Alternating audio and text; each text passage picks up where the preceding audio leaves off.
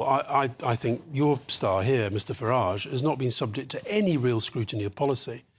I don't think he'd sustain a real press conference on policy because he comes up with numbers that don't add up. He comes up with promises. He admits that. Yeah, but that's what's wrong with our politics. Yeah, but you can't stand for election and say, I'm saying these things, but I know they don't add up. But if you looked at the Institute of Fiscal Studies this week, they say both political frontbench manifestos, the sums don't add up. He said the Tory sums are worse than the Labour ones, but he said there's a big deficit. That's not fair on the voters, is it? The public. And they are being challenged over that. But what you get with the press conference, what you get with that real sort of intense grilling where you keep coming back to the same question again and again, you get to a place where the public can make a judgment. Are they sort of telling me the truth? Are they not? Whereas I think what you have now are politicians who are very, very skilled at kind of batting stuff off. The other thing that's happened with this campaign in particular is the stuff that, like Sunak launching it the way that he did. In the rain, with things can only get better, playing beautifully in the background. Did you rate? No, Steve Bray. Are you sure? I don't believe in the honour system, but he deserves the knighthood. He did it. But that's the guy with the blue Brexit hat who's still campaigning against Brexit, as am I. And then you've got then you had the D-Day thing, which was just terrible. And now this betting thing, which I think a lot of people are just thinking, I can't quite believe this is happening. But my big worry about this election is that people think it's all over and they won't have to vote. The only way to get a change of government is to vote for a change of government, and people have got to get out. Have you not seen the polls? They've not moved. Now, you and I know normally, whoever the governing party is, the polls start to narrow, and normally it starts 2 weeks before. We're now 8 days before. There's been no narrowing. No, but I still worry that a lot of people who get stopped in the street or phoned by a pollster, how are you going to vote? I worry whether they're all going to vote because they think everybody else is going to vote, because they see the polls. The reason I've written these books is because I really worry that the turnout's going down and down, apathy's going up and up. And if we're not careful, particularly if Trump gets back, by the way, because I think democracy itself is then in peril, I think that what happens then, if turnout just keeps going down, you take democracy for granted. John Major, who, as you know, I used to be very, very critical of when he was Prime Minister, he made a brilliant speech. He said he shoved his shirt in his underpants. You had no evidence for that. Just don't go there. You had no evidence for that. Don't go there. Andrew, if you want to talk about underpants... move on. OK, right. Move on. So, but he made a brilliant speech called In Democracy We Trust, ? This was when Johnson was in charge. And he was warning that if you don't take care, democracy and democratic institutions can fade very, very quickly. And I worry about the extent of, normalisation of lying in politics. I think is a real problem. I think media bias is a real problem. I think the extent to which, even in this campaign, you've seen an example of it where Sunak, who promised professionalism, integrity, accountability, keeps doubling down on the £2,000, and then on this betting thing. Yeah. Just cannot see that the public just think this is wrong, deal with it now. Well, you should suspend him immediately. Totally. But to go back to what I think one of the reasons turnout is falling, people look at the two main parties and think, what's the difference? What is the big difference? Labour are going, we're not going to raise income tax, we're not going to raise these taxes. How are they going to bring the changes that are needed to the NHS? Or how are they going to stimulate economic growth out of it if they're not going to raise some taxes? Well, they're putting a lot of their eggs in the growth basket. Well, that's what Liz Truss did. No, Liz Truss tried to... She promised these massive unfunded tax cuts. Yeah, but what if we don't get the growth? If you don't get the growth, then Labour have got problems. And the reason why they're focusing on the planning system, which is going to be very, very hard, by the way... No, that is important. Yeah, but come on. And the way that... How are they going to change the planning system? They're going to change the planning system by indicating, as to be fair to them, they have done, it is going to change. And if they get a mandate to change it, they can change it. I remember the very first time in Downing Street, I saw a note about plans for a third runway at Heathrow. Do you know when it was? No. 1998. That's ridiculous. And we're still talking about it. How many airports have the Chinese built in that time? Don't forget, Boris Johnson is going to sit in front of... He's going to go in front of it. And Boris Johnson, a man who your paper supported so vividly. Yep, of course. Man of truth and integrity. And he won a massive majority. He won a massive majority because he lied about Brexit and because he was up against Corbyn. Let's not reheat Brexit, because your party, Labour, are not wanting to talk about Brexit in this election. I agree. I am, though. Because Keir Starmer was the architect of the second referendum, which you agreed with. Well, I think I was more of an architect than he was, because he took a long time to persuade him to back it. But you talked about truth and integrity. Isn't part of the problem people like you, when you were spin doctors, are brought in to mould the message? Years ago, we didn't have all these spin doctors. you were part of the problem. I really don't buy that. When I was doing the job, I was always more concerned about the public than the media. The media in our democracy, particularly if you're from the left of centre, they're a real obstacle to getting stuff done because they're out to get you the whole time. And what I was determined to do was to make sure that Tony Blair did not go the same way as Neil Kinnock in terms of getting absolutely destroyed by the media. Much more important was the strategy. And what you're seeing with Sunak is he doesn't know the difference between strategy and tactics. So, and when we talk, this whole thing about spin's so overblown. The real spin doctors in our culture are the journalists. They're the ones with the agenda. Politicians have to work that. They have to get round it.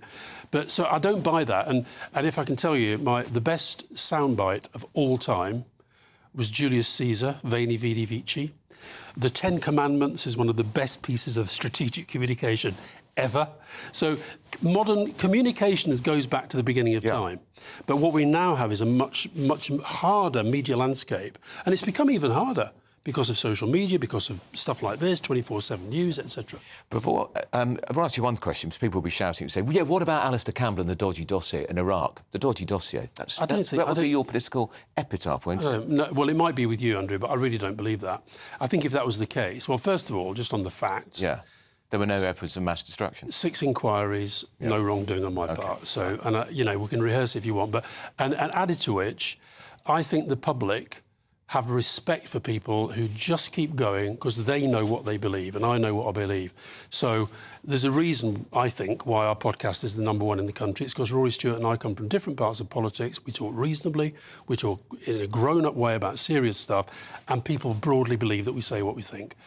Now, Farage says what he thinks. I think he's just a sort of pantomime show. And by the way, I think it's ridiculous he won that award last night, because if this is not a news channel, how can he be news presenter of the... He won the television and radio industry. Yeah, because he organised the vote. But it's been this organisation has been around since 1931. They know the rules and regulations. They decided he can be in there.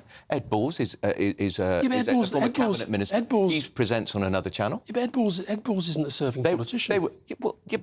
But he was until very recently. He was cabinet minister. But Nigel Farage is a serving politician. David Lammy was doing a breakfast show on LBC while he was shadow foreign secretary. I've got no problem with people doing the shows.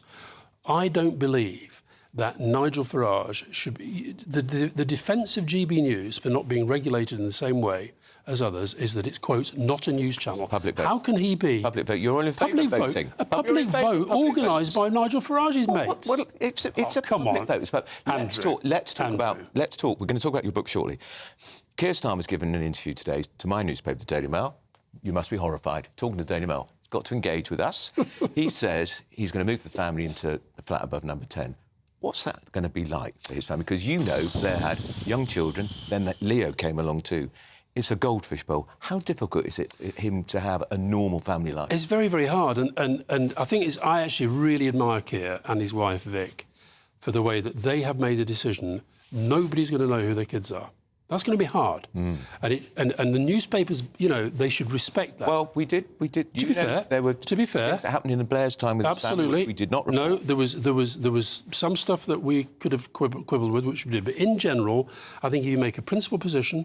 I mean, Keir's wife, Vic, she's very funny, she's very attractive, she's got a good job, she's good at it, she's a really nice woman. If she was on the campaign trail... she'd be a, quote, asset, right? But they've decided no, because the far bigger issue is to protect their children, which I totally respect. I think we all should. But answers your question, it's not a great place to live. It really isn't a great place to live. Your friends can't just come and go. You're surrounded by Is he making a mistake in your view? No, I don't think he's got any choice, because I don't believe that if he becomes Prime Minister, I don't believe that the security people would allow him not to live there. Because if, for example, when Tony Blair became Prime Minister, I think his kids and Cherie would have preferred to have stayed in Islington. The police said that the cost and the inconvenience to other people of now securing this place is going to be too high. And so they had to move into Downing Street. And it's, look, you've been there, I think a lot of our world leaders come to Downing Street and they get through the famous black door and think... I mean, I've been to the Elysee Palace and you've got liveried staff in Paris. I'll tell you, if you go to the Moncloa in Madrid, if you go to the White House, if you go to the Chancellery in Berlin, it's not a very good working building and it's not a great living building.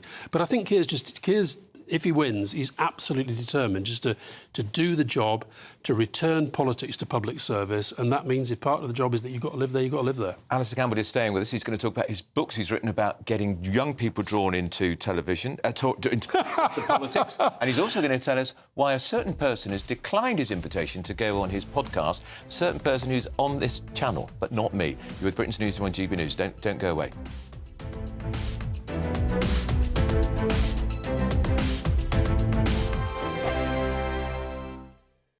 Congratulations to the GB News winners at this year's TRIC Awards. And the winner of Interview of the Year is... Alistair Stewart reveals his heartbreaking diagnosis to Camilla Tominey. And the winner is GB News Breakfast. And the winner is Nigel Farage. And thank you to you, our GB News viewers and listeners, for making us the People's Channel, Britain's news channel. This is GB News, Britain's news channel. History lecturers at the University of Liverpool have been advised to problematise whiteness and heterosexuality in their seminars. They are saying that you should be guilty if you're white and heterosexual. Not using the long words they use, but that's kind of what they're saying. Yeah, but do you know what? History in this country is concerned with more and has been lived by more white people and more heterosexuals, right? And that's the history. I'll tell you something else, Dawn. This is Russell Group University material here. This is Liverpool. It's a really good university. Mm-hmm. The thing that really got me going apart from this, and I thought it was an AI generation of words input into a system to come up with from something. It's ridiculous. The main issue I have is the verb problematise.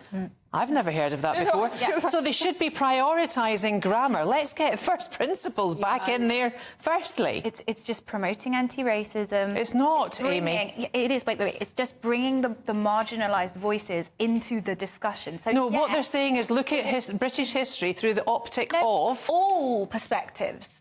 So let's look at it from the perspective of a queer person growing up. Let's look at it from the perspective of somebody from... But that's not the majority. When I actually looked at the evidence, it's all about unpacking bias. And you have to admit there has been a white bias in history. No, there hasn't, because the facts... From a white perspective... Amy, the facts are, in history, most people in this country are white and heterosexual. Of course, but then there's still... So that's the history. ...voices that deserve to be brought into the discussion as much as the dominant... Look, like, that's all decolonising the curriculum is hearing all sides of the argument. I think... Which surely we at GB News love. We celebrate that. That's what we do. We do, but we're not telling anybody it's bad to be white or it's bad to be... Exactly. That is not what... Amy, it is. It is.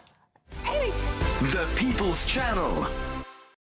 On election night, we are throwing a party. The GB News Election Night Watch Party will be live from Essex and you are all invited. On air from 10 o'clock, we'll have familiar faces from across the channel, entertainment and lots more stuff as we keep our eye on all the results as they come flying in. If you want to join our live Election Night Watch Party audience, scan the QR code on screen or go to gbnews.com/election party.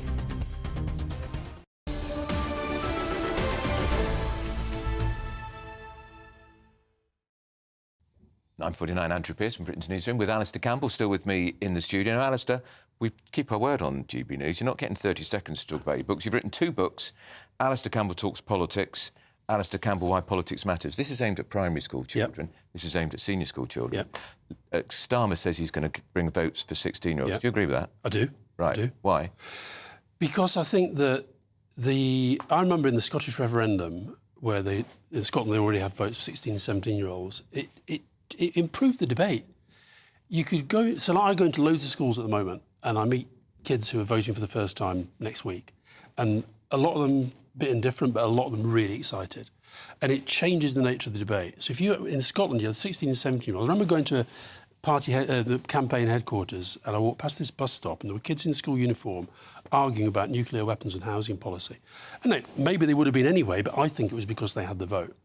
And I do think that one of the reasons I've written the books, I think it's got to be accompanied by proper political education. Yeah. Where children and adults, frankly, understand the political system. And do you think that's missing from I think it's totally missing, because unless you do politics A-level, you don't learn about politics in schools. Yeah. You learn history, but you don't learn how our political system works. History is normally the Tudors and Stuarts and stuff like Absolutely, that. exactly, exactly. And I know Labour are planning to, if they get in, they're planning to change the curriculum. I really hope on this.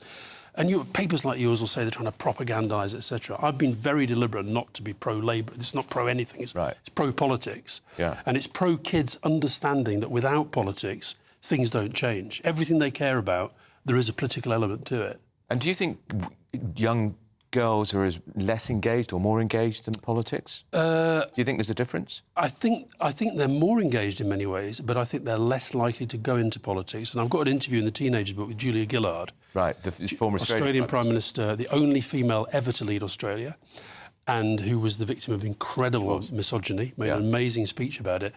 And she says in the book that even though I endured all that, I am still so glad that I did it. I never think of that. I think of the change I was able to bring about.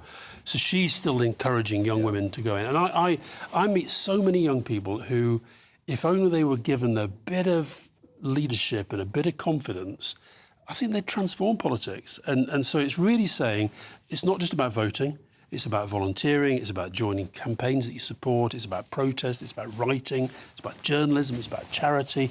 Politics isn't just about politicians. And I think the problem with a lot of our politics is that if you've only had... I was in a school the other day and this young girl said, and I felt really sad about it when she said it, she said, has politics always been this bad? And she said, all she's known has been Johnson, the Brexit arguments, Truss, Trump, Putin, Israel, Gaza. That's all she's known about politics. And the fact that hers is the first generation that is not going to be better off than her parents. Talk about girls being engaged in politics. It's pretty shameful that the Labour Party still hasn't elected a woman leader. Yeah, two. Yeah, they were acting leaders. Acting leaders. They were never elected. I agree. Look, historically, maybe because of the relationship with the trade unions, the Labour Party probably has been a bit male-dominated. Sexist. Male-dominated, but I think that's changing. That's changing. You look at some of the big trade unions now. A lot of the big trade unions are led by women. Look, eventually there will be a woman leading the Labour Party. But I think, and I was a big supporter back in 1997 when we actually, in a sense, rigged the lists for candidate selection so that there were far more women going into Parliament. I'm not sure I would do that for the leader, though. I don't think I would say the leader must be of a certain sex. I think that has to be a kind of democratic vote for the people that think is the best for the job. Now, you do a podcast with Rory Stewart, which you've alluded to, with your 13-amp plug, which you plugged in. You have invited somebody of this parish to come on your podcast. He's declined. Who? No, he hasn't declined. No, he hasn't declined. So we're talking about Nigel Farage. We're talking about Mr. N. The award-winning Nigel Farage. The man whose supporters managed to get him another award. I'm very glad a job he did. For which you couldn't I voted for him. I didn't vote for him at all, actually. I didn't get involved in the vote. How are you voting in the election? I'm not telling you. Why not? See the ballot box. Why not? See the ballot box. So you're not voting Tory? Listen, you're not a member of the Labour Party. I'm voting Labour. I'm voting Labour. You're encouraging people to vote tactically. Yeah, I am. I want to get rid of the Tories, but I'm voting Labour. So is the invitation to Nigel Farage still to come on the podcast? But we're running out of time. The election's next week. It's just been very interesting because Nigel Farage, who normally will go on anything, right? And he said he would come on the podcast. Well, he'll be watching. Nigel, if you're watching, he keeps Alistair telling needs us. You. Alistair wants you. I don't want anything. We've got some great guests. 20 seconds left. Alistair Campbell Talks Politics. Alistair Campbell, Why Politics Matters. They are good books, actually. If you've got kids, people should read them. Alistair, will you come on GB News again? Well, it depends. We'll think about it. We love your jacket. You love your tie, and it all matches. Alistair Campbell, who was Tony Blair's pugnacious spin doctor. Plenty more to come on Britain's Newsroom and GB News. Aidan McGivern has the weather. A brighter outlook with Box Solar, sponsors of weather on GB News.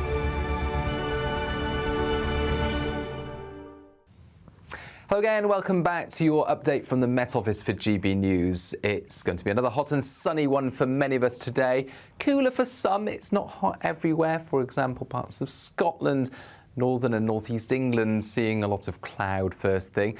Has some mistiness, continues to affect the east coast of England through much of the day, so it's going to be cooler here. Likewise, western Scotland, Northern Ireland, a sunnier day expected compared with Tuesday, but it's going to feel a bit cooler. Meanwhile, across the rest of the UK, certainly across central and southern parts, temperatures will rise rapidly through the morning. 31 Celsius, the afternoon hotspot somewhere in the southeast or central England. Mid to high 20s widely elsewhere, but as that heat builds across many parts of the UK, we could see some heavy showers developing, certainly over the Grampians, the far north of Scotland, perhaps one or two spots over the Pennines and the Welsh Mountains could see a heavy shower into the afternoon and early evening. Cloud returns to western areas. Northern Ireland seeing thickening cloud through the day and some outbreaks of rain, and that's the sign of a change on the way. Later Wednesday and into Thursday, we'll see breezier and cloudier weather push into Scotland, Northern Ireland, Western England and Wales, and a band of rain moves in by dawn. That's going to turn heavy across the far north of Scotland, certainly across Orkney. Could see some heavy bursts or even some rumbles of thunder, but it's light rain elsewhere. Meanwhile, a very warm, muggy night expected across central and southeastern parts. Some early sunshine to come for the Midlands, eastern and southeast England. Temperatures again rising quickly through the morning. But during the morning, we'll see this area of cloud and light rain move through, and that's going to limit the increase in temperatures. And by the afternoon, 26 to 28 Celsius more likely in the southeast. Back towards average elsewhere, windy in the northwest with outbreaks of heavy rain. That warm feeling inside from Boxed Boilers, sponsors of weather on GB News.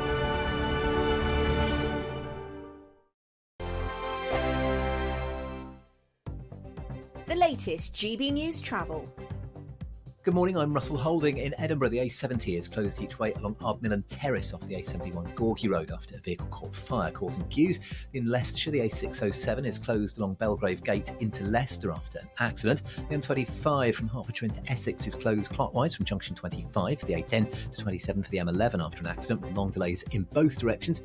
Queues from junction 23 for the A1 and almost back to 28 for the A12. On the M4 in Berkshire, there's a lane closed eastbound after an accident between junction 6 and 5 near Slough, with queues from junction 8-9 at Maidenhead. On the M5 near Bristol, two lanes are closed southbound after an accident between junctions 18 and 19 from the M49 to Portishead, with queues from junction 17. Somerset, there are long delays on approaches to Glastonbury, and in Devon the A38 is closed eastbound from Ivy Bridge to Rangerton Cross, repairs after a lorry caught fire yesterday evening. That's the latest. You can stay up to date throughout the day by visiting our website gbnews.com. It's the final week to see how you could win big this summer. First, there's a fabulous £15,000 in tax-free cash to ensure this summer is special. What would you spend that on? Next, you'll also receive the latest iPhone 15 and a set of Apple AirPods. And finally, £500 to spend at your favourite UK attraction. You have to hurry, as lines close at 5 p.m. on Friday. For another chance to win the iPhone, treats and £15,000 cash, text prize to 63232. Text costs £2 plus one standard network rate message. You can also enter online at gbnews.com/win. Entries cost £2, or post your name and number to GB06 PO Box 8690 Derby DE1 9TT. UK only. Entrants must be 18 or over. Lines close at 5 p.m. on Friday. Please check the closing time if listening or watching on demand. Good luck.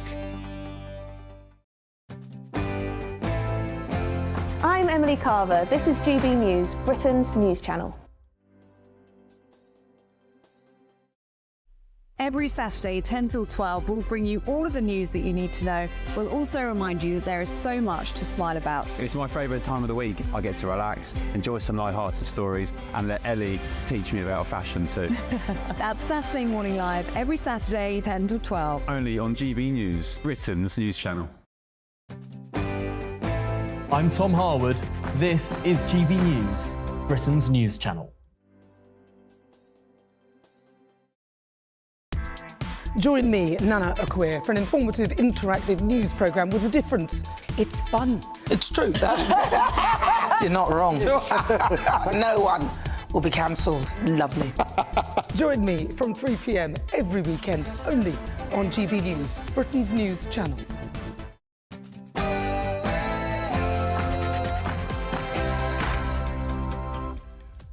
Good morning, it's 10 a.m. on Wednesday, the 26th of June. We are live across the United Kingdom. This is Britain's Newsroom with Andrew Pierce and me, Ellie Costello. Election betting scandal, here we go. 5 Tories are now being investigated and a Labour candidate has been suspended. We're going to bring you the latest. The Doctor will see you now. Find out how Labour plan to end the 8 a.m. scramble for GP appointments across Britain. And Kemi Badenoch bites back. The Equality Minister calls out the actor David Tennant. She says he's a rich, lefty, white male celeb after he said, "I just wish she'd shut up," over her views on women's and trans. The Three Lions, well, they weren't exactly roaring last night, were they? England disappoint again in the Euros, but still top the group after a stalemate with Slovenia. But a big win for GB News at the TRIC Awards last night. We secured 3 top gongs. Thanks to you at home for voting.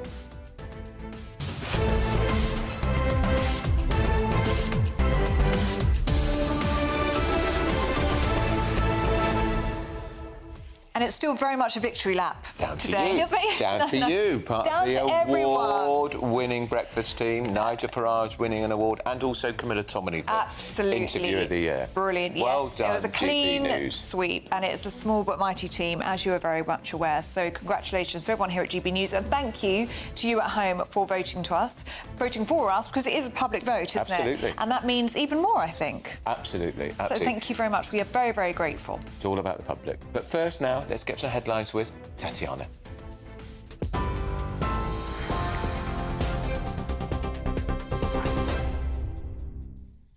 Andrew, thank you very much and good morning. The top stories. First to some breaking news. A man has been arrested in connection to the so-called Honeytrap plot that rattled Westminster. The Metropolitan Police says a suspect has been held in North London today, accused of harassment and offences under the Online Safety Act. It's after an investigation launched in April in connection to at least 12 men in political circles who'd received unsolicited text messages in an apparent sexting scam. It led to William Bragg, who was a senior Tory MP, resigning the Conservative whip after he admitted to giving the telephone numbers of politicians to the suspected scammer.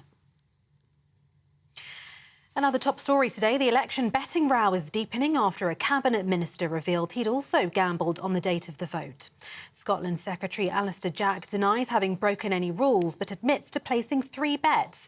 He insists he had no inside knowledge of when the election would take place, despite previously revealing that he'd made more than £2,000 from the bet.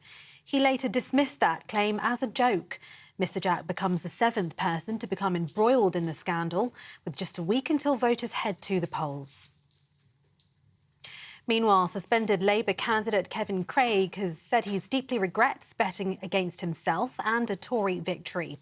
He says he'll fully comply with any investigation after the Gambling Commission launched another probe. It comes after former Conservative candidates Craig Williams and Laura Saunders also face investigations amid allegations of betting on the date of the election. Mr Williams says he committed an error of judgment, but not an offence.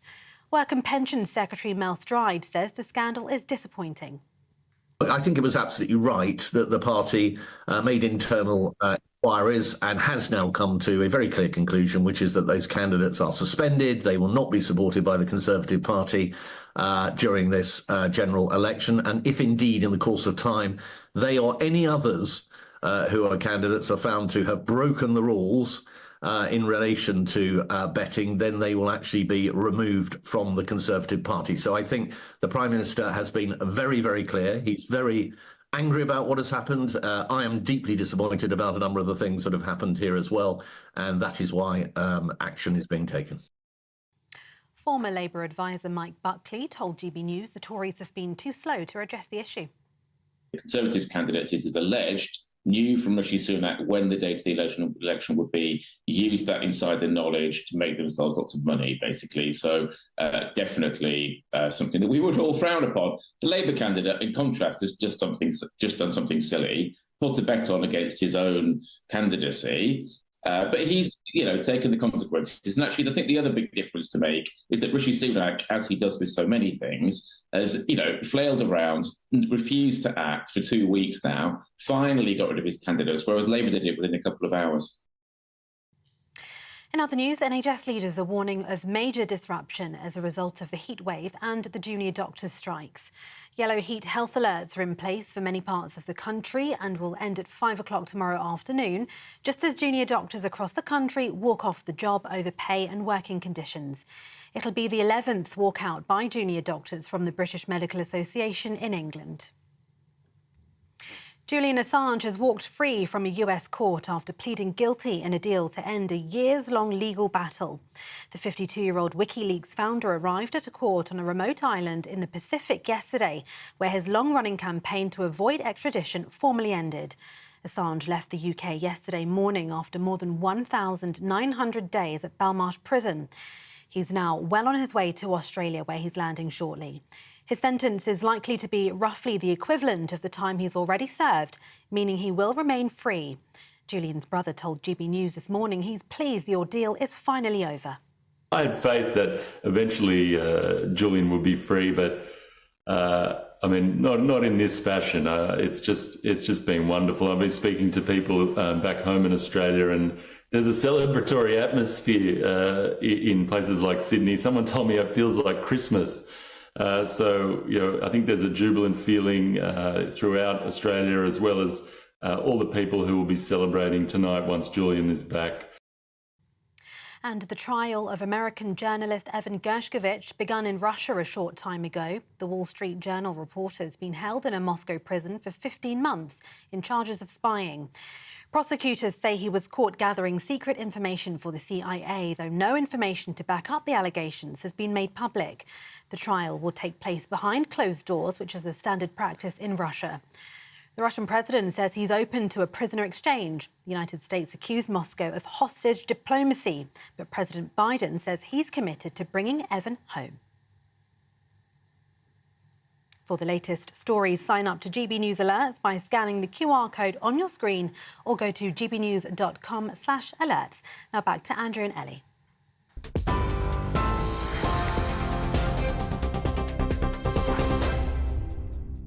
Thank you, Tatiana, and welcome to Britain's Newsroom. The time is 7 minutes past 10. Loads of you getting in touch this morning on gbnews.com/yoursay. Lots of you talking about Alistair Campbell, who was just on our programme. One comment in saying, I loved this interview. Well done, GB News, on letting Andrew show us his ability to have an entertaining conversation with someone with alternative views. Please, can we have more on this on GB News? Yeah, I mean, I thought it would be a big punch-up with Alistair Campbell. I thought it was as well. We don't agree on very much at all. If we'd got into immigration and Brexit, there would have been. But he, as I've made the point, what's he banging on about Brexit for today? Because Labour aren't talking about Brexit. No. Because they won't. No. Because Keir Starmer wanted to change position. He wanted a second referendum. Mind you, Alistair Campbell took the same view. Exactly. And we have another email here from Mike Witherington, who says the difference between Farage and Campbell. Farage tells it like it is. Campbell tells it how he wants it to sound. That's why he's a spin doctor. Well, yes, that's what he does professionally, isn't it? So do keep those views coming in, gbnews.com/yoursay. Now, the Labour Party have now been dragged into Gamblegate, if we can call it that, because they've had to suspend a candidate, get this, Kevin Craig, who bet against himself in the election. Are there rules against betting against yourself? Well, I'm sure there aren't exactly, but the point is Kevin Craig would have been aware of his canvass returns. They can be very specific now in these pollings.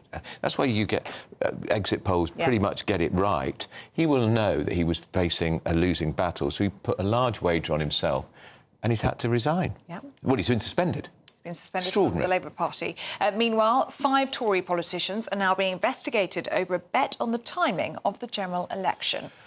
Well, political editor Sam of the Daily Express, Sam Lister's here. Sam, I think this has cut through quite a lot. But I tell you what I'm very fascinated by is the lovey David Tennant, my favourite Doctor Who-ish, at an LGBT awards ceremony, playing to the gallery, incredibly rude about Kemi Badenoch, the Equalities Minister, saying he wished she didn't exist. He wished she'd just shut up because of her views on trans. Clapped and cheered and roared, but her comeback, really quick and tough. She was absolutely brutal in her response. She said she was fed up of Labour lovies hitting out in this way. That did he not realise that as a rich, white, privileged actor, it looked pretty awful for him to be calling for her, a black woman, the only black woman in cabinet, to essentially not exist. And so she was absolutely very, very strong in responding to him. And she said, this is a taste of what's to come under Labour. And I think that's a fair conclusion to draw if you're Kemi Badenoch, if you are a woman who thinks Labour can't be trusted on this issue. Labour have not denounced David Tennant so far. Liz Kendall's been out this morning and she just kind of dodged the issue.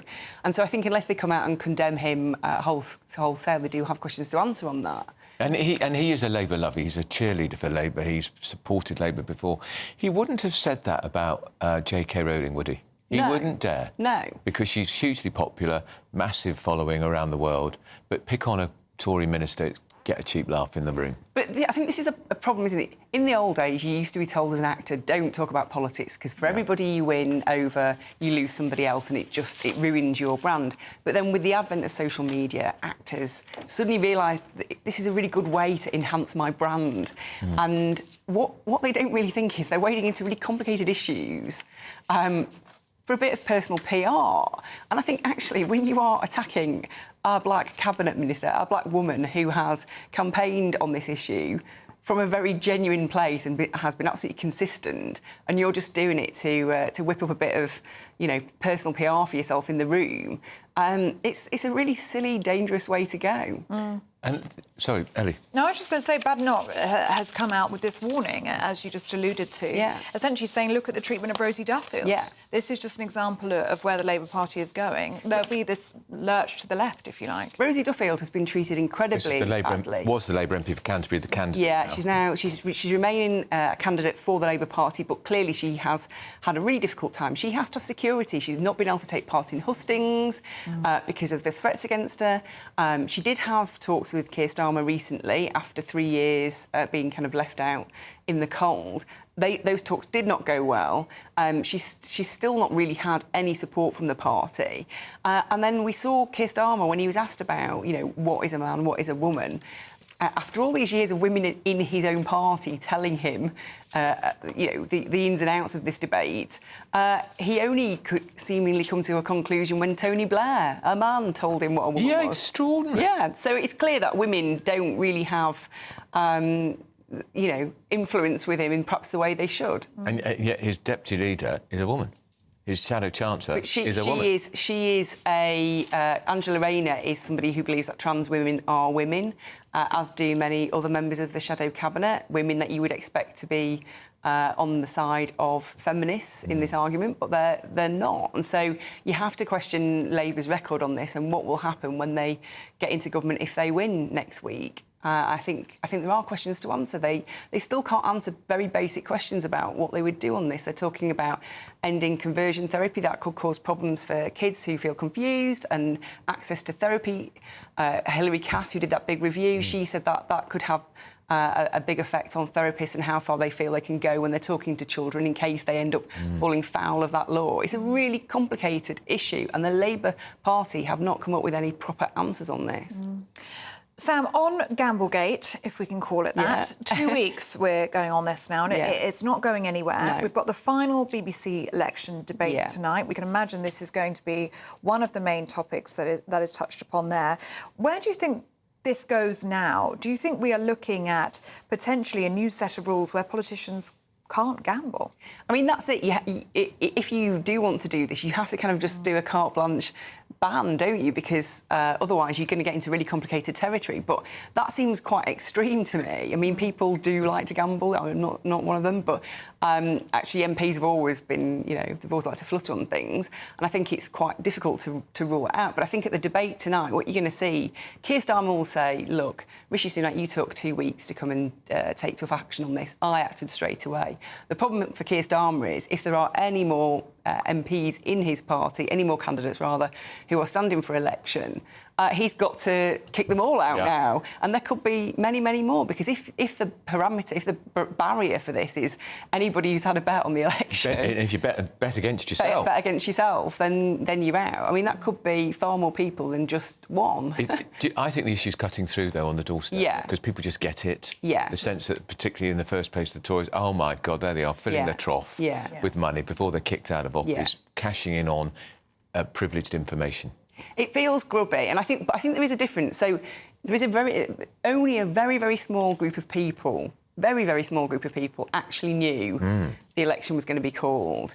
But around that, people suspected, and we knew that the last date you could possibly call that election was the date that Rishi Sunak called the election. So if you're interested in that kind of thing, you will have been looking for signs that, is he going to do it? This is the last day he can possibly do it. Now, is that the same as knowing? No, it isn't. It is a grey area, isn't it? So I think, but it doesn't matter, because for the public, they just think it's grubby. And I think that's the problem. It doesn't matter the rights and wrongs of it now. It just smells. Yeah, I just know it's a hack. If I got tipped off with a pretty good tip that he's going to shout tomorrow for an election on July the 4th, I would not have gone to the bookies. No. I just would have been inappropriate, because it Yeah. would feel to me like it's a form of insider trading, and I wouldn't want to embarrass my newspaper. But my sense of decency, I just wouldn't do it. Yeah, and I think people do feel that, and I think that is a problem for anybody involved in this. And obviously, it is the Tory party who are suffering most with this. Are the Tories doing as badly as England? At least they're through to the next stage. I mean, that's it. It's not over till the fat lady sings and all that, is it? The final whistle, let's see. Sam Lister, good to see you this morning. Thank you so much for joining us. Now, up next, are Reform UK losing their edge? Well, we're going to bring you the result of one poll that suggests they might. You're with Britain's Newsroom on GB News.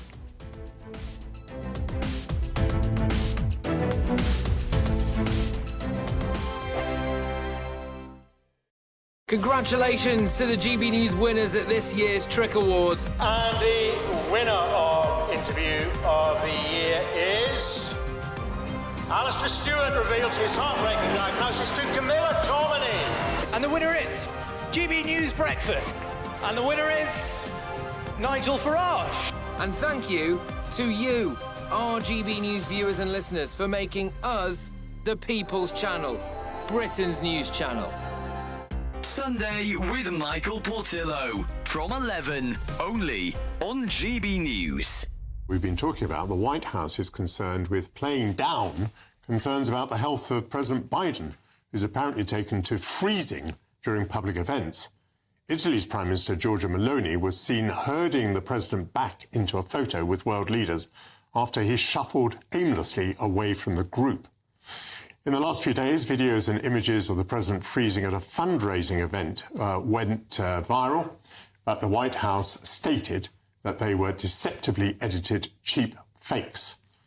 With me now, again, is my panel, the historian and broadcaster Tessa Dunlop and the associate comment editor of The Telegraph, Mujaz Ahmed. Mujaz, I mean, you are a journalist. What about this idea that in some way the images could be fake? They could be fake, and some of them will be fake, but the reason these AI images or AI videos or weirdly edited videos are a problem for the White House is that people have seen enough of Biden freezing in real life. It's not going away, this one. It's perception versus reality, but as Mustafa said, it doesn't matter because it's now become Biden's reality, which is bushfighting these questions about his ability connected to his age. I don't understand where you go from here. He's got a vice president who isn't presidential material, who I think polls worse than he does, despite these, you would call them ageist. In many ways, it's about his competence, isn't it? It can make a big difference when the president whose competence, mental competence, is under question is running on the matter of competence itself. They're trying to paint Trump as being incompetent, as being not presidential, as being unable to lead, while they have a candidate who struggles to get off the stage. Yeah. That's the issue for them. And it's not really about age. He's not much older than Trump, as you say. It's about the appearance of age. GB News, the People's Channel. On election night, we are throwing a party. The GB News Election Night Watch Party will be live from Essex and you are all invited. On air from 10 o'clock, we'll have familiar faces from across the channel, entertainment and lots more stuff as we keep our eye on all the results as they come flying in.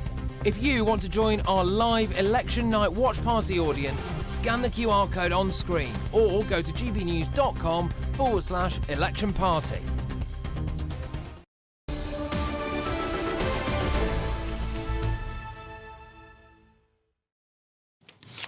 Welcome back to Britain's Newsroom. It's 10:19, and you are joined by Andrew Pearce and me, Ellie Costello. And joining us in the studio now is former Labour Shadow Minister Gloria De Piero and the former Tory MP Sir Graham Brady for our news review this morning. Very good morning to both of you. Can I just ask, Graham, you were an MP for a long time. Does it feel odd being called the former Tory MP? It feels very odd. I'm just about getting used to it now. I bet it must do. Are you pleased you're out of it, or are you missing it? No, I'm not missing it, and I'm able to do my bit as well. So a bit of therapy on the doorstep is fine. Bumped into Alistair Campbell in your green room. Yeah. He said, was I putting the GB into GB News? So there we are. I have to make a confession, because I stood down at the last election. So when I saw Graham, I said, oh, my gosh, doesn't it feel good? Because I know how you feel right now. You're just like, oh, it's all over. I can just watch the telly on election night. No free... But can you? Oh, yeah. And it's the first time that you can actually do that and not be in a hall till 5 o'clock in the morning, and you can't have a flipping drink either. Panicking over, is the parlour votes getting fast enough? Well, Graham's probably never had one of those nights. It's been a bit closer than I would have liked. But I was looking forward to sitting at home watching the telly with a glass of whiskey as well, and now I'm going to be in here at 4 o'clock in the morning. So. Very good. You're part of our election team, of course, which will be very good. Yeah, that'll be brilliant. I suspect you'll need more than a glass of whiskey before the evening's over, Graham, looking at these polls. As long as I don't need a loaded revolver as well. Bottle. Shall we look at this story? It's in many of the papers today. It's about Kemi Badenoch, who hits back, a great comeback from her, to the actor David Tennant. What do you make of this, Gloria? Well, I don't really think anybody should be telling people to shut up. I think this is in relation to the trans debate. It is. Yeah. A debate which has become unnecessarily toxic. And I think, actually, I don't really understand how we got to this position. Look, women have vaginas, men have penises. Some people, a small number of people, feel that they are born in the wrong body. They shouldn't be castigated for that. They should be supported. But the way this debate has ended up is a bad place, and telling people to shut up because of their own particular views isn't helpful. Didn't we partly end up in this place, Gloria, because the Labour leader couldn't say, when asked a very straightforward question, does only a woman have a cervix? It's not a straightforward question. The Labour Party got itself into all sorts of trouble over this. Wes Streeting today, in an Shadow Health Secretary, in an interview with the Telegraph, has said we got things wrong on this. In an attempt to be inclusive to trans people, we ended up alienating women. He has pretty much apologised to J.K. Rowling. This was a woman that gave, I think it was like £1 million in 2010 to the Labour Party. You know, a lifelong Labour supporter who hasn't been treated well, but perhaps is it too much to ask that we can move beyond the toxicity of this debate and just have respect for all sides? I think a lot of people are thinking, why is so much time spent talking about this issue which affects so few people? I agree, and I'm afraid I agree with everything that Gloria said.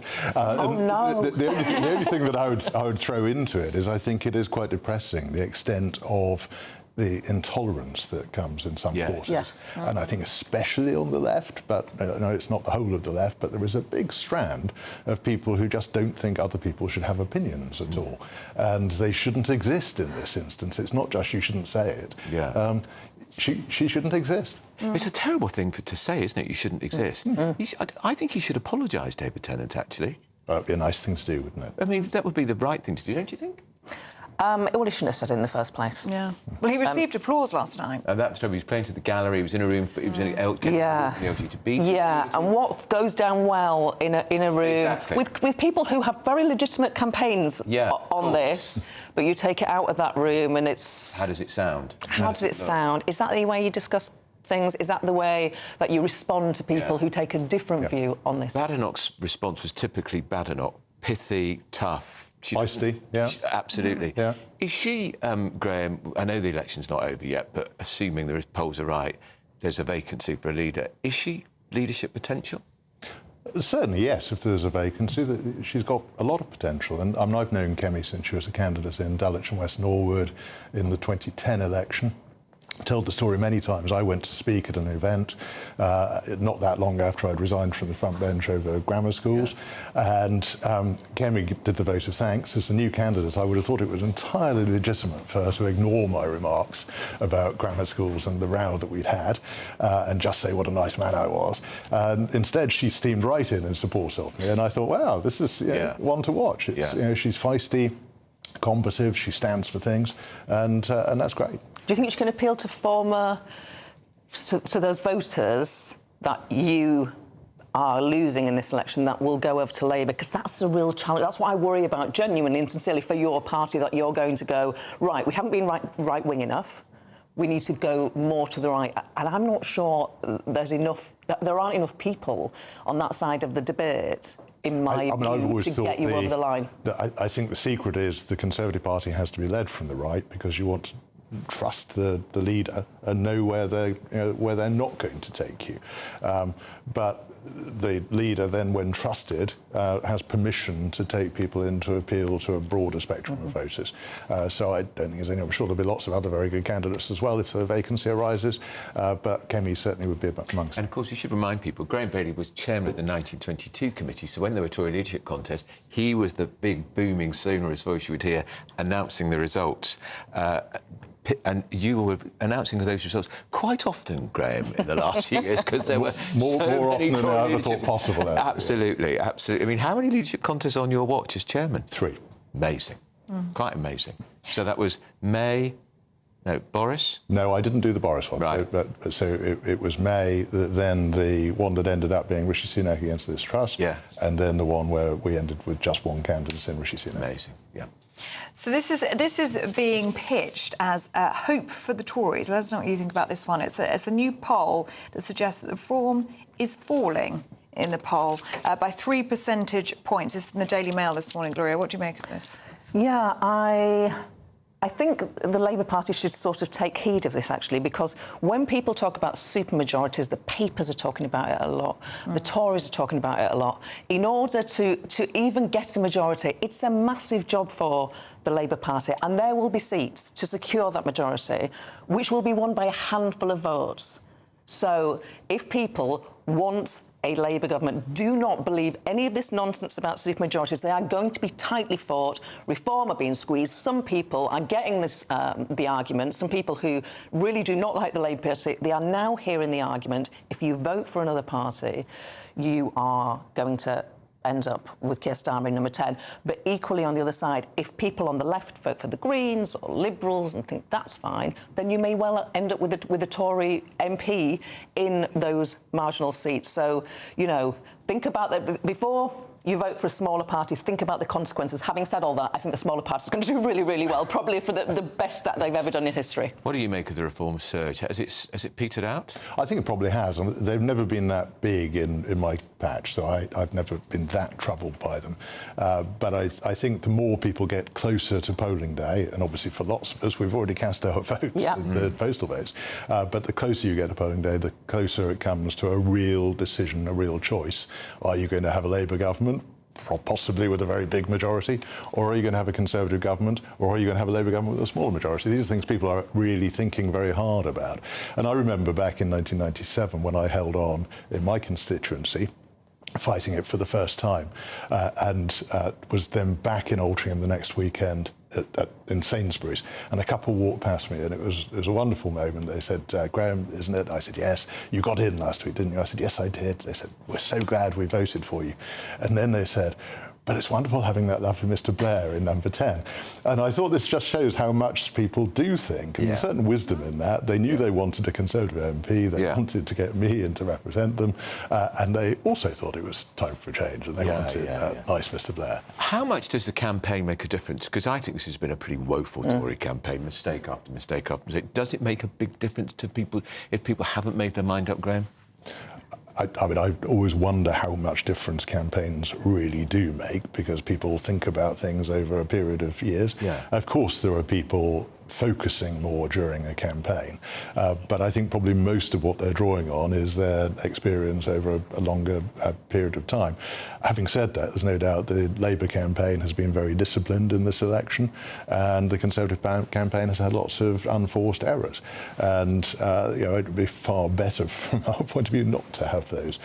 So it'd be lovely to have a really good, solid week running up to polling day. Do you think that makes... Can you think about Theresa May's campaign in 2017? She went in with a huge lead. Goodness me. It was evaporating by the day because she was so and awful. It was. But to be fair to her, and this is a point often overlooked. She did do a lot of the heavy lifting, actually, in a lot of those working class seats. I went from 8,000 to 441. She took Mansfield. So the seeds for what happened in 2019, she did plant them, right. But she hoped 2019 would happen in 2017. Yeah. And obviously, she was very wooden.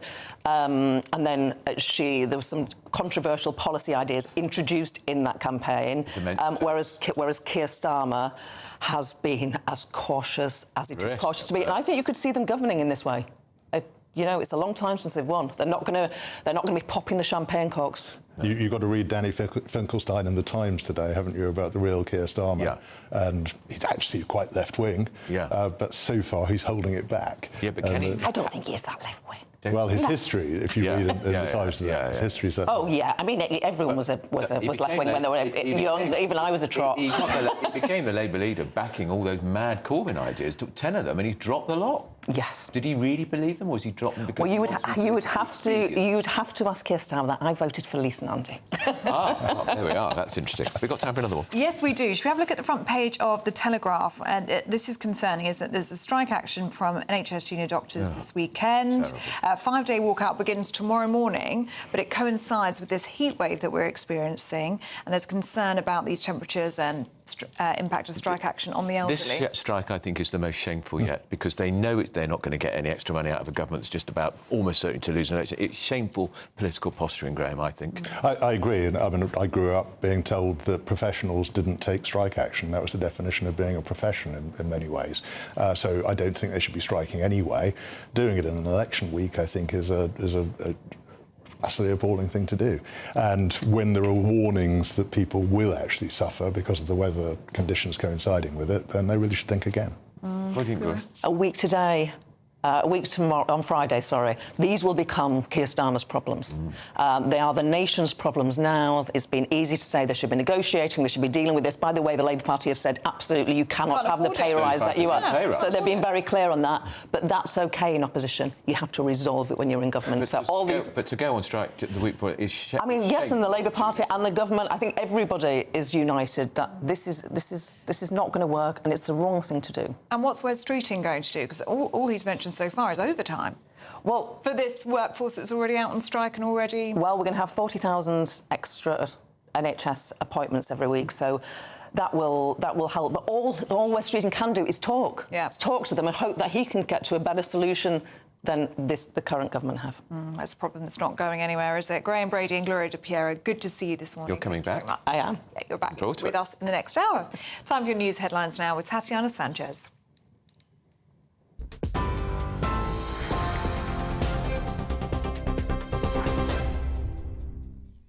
Ellie, thank you very much. The top stories. A man has been arrested in connection to the so-called Honeytrap plot that rattled Westminster. The Metropolitan Police says a suspect has been held in North London today, accused of harassment and offences under the Online Safety Act. It's after an investigation regarding at least 12 men in political circles who'd received unsolicited text messages in an apparent sexting scam. It led to William Bragg, who was a senior Tory MP, resigning the Conservative whip after he admitted to revealing the telephone numbers of politicians to the suspected scammer.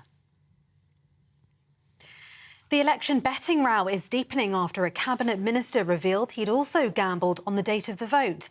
Scotland Secretary Alistair Jack denies having broken any rules but admits placing 3 bets. He becomes the 7th person to become embroiled in the scandal, with just a week until voters head to the polls. NHS leaders are warning of major disruption as a result of the heatwave and junior doctor strikes. Yellow heat health alerts are in place for many parts of the country and will end at 5 o'clock tomorrow afternoon, just as junior doctors across the country walk off the job over pay and working conditions. It'll be the 11th walkout by junior doctors from the British Medical Association in England. Julian Assange is arriving in Australia after pleading guilty in a US court. The 52-year-old WikiLeaks founder left the UK yesterday morning after more than 1,900 days at Belmarsh prison. His sentence is likely to be roughly the equivalent of the time he's already served, meaning he will remain free, ending the years-long international legal saga. The trial of American journalist Evan Gershkovich is underway in Russia. The Wall Street Journal reporter has been held in a Moscow prison for 15 months on charges of spying. Prosecutors say he was caught gathering secret information for the CIA, though no information to back up the allegations has ever been made public. For the latest stories, sign up to GB News Alerts by scanning the QR code on your screen or go to gbnews.com/alerts.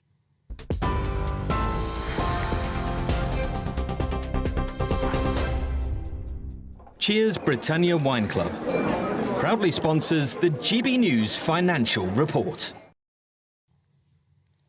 Here's a quick snapshot of today's markets. The pound will buy you $1.2666 and €1.1843.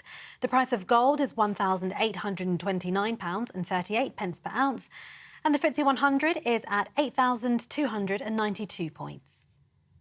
Cheers Britannia Wine Club proudly sponsors the GB News Financial Report.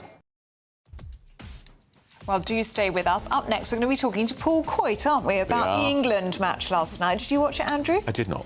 OK, well, I did. It was very dull. We drew 0-0 with Slovenia. I made the right call then, didn't I? I think you did, mate. You didn't miss anything. Apparently, Slovenia are 57th ranked in the world, so that's doesn't augur very well for the next round, does it? Oh, I don't understand. What is going wrong? Paul Coyte's going to explain it all to us in just a few minutes. Yeah, he told me we were going to win 2-3-0. Well, got that we're wrong.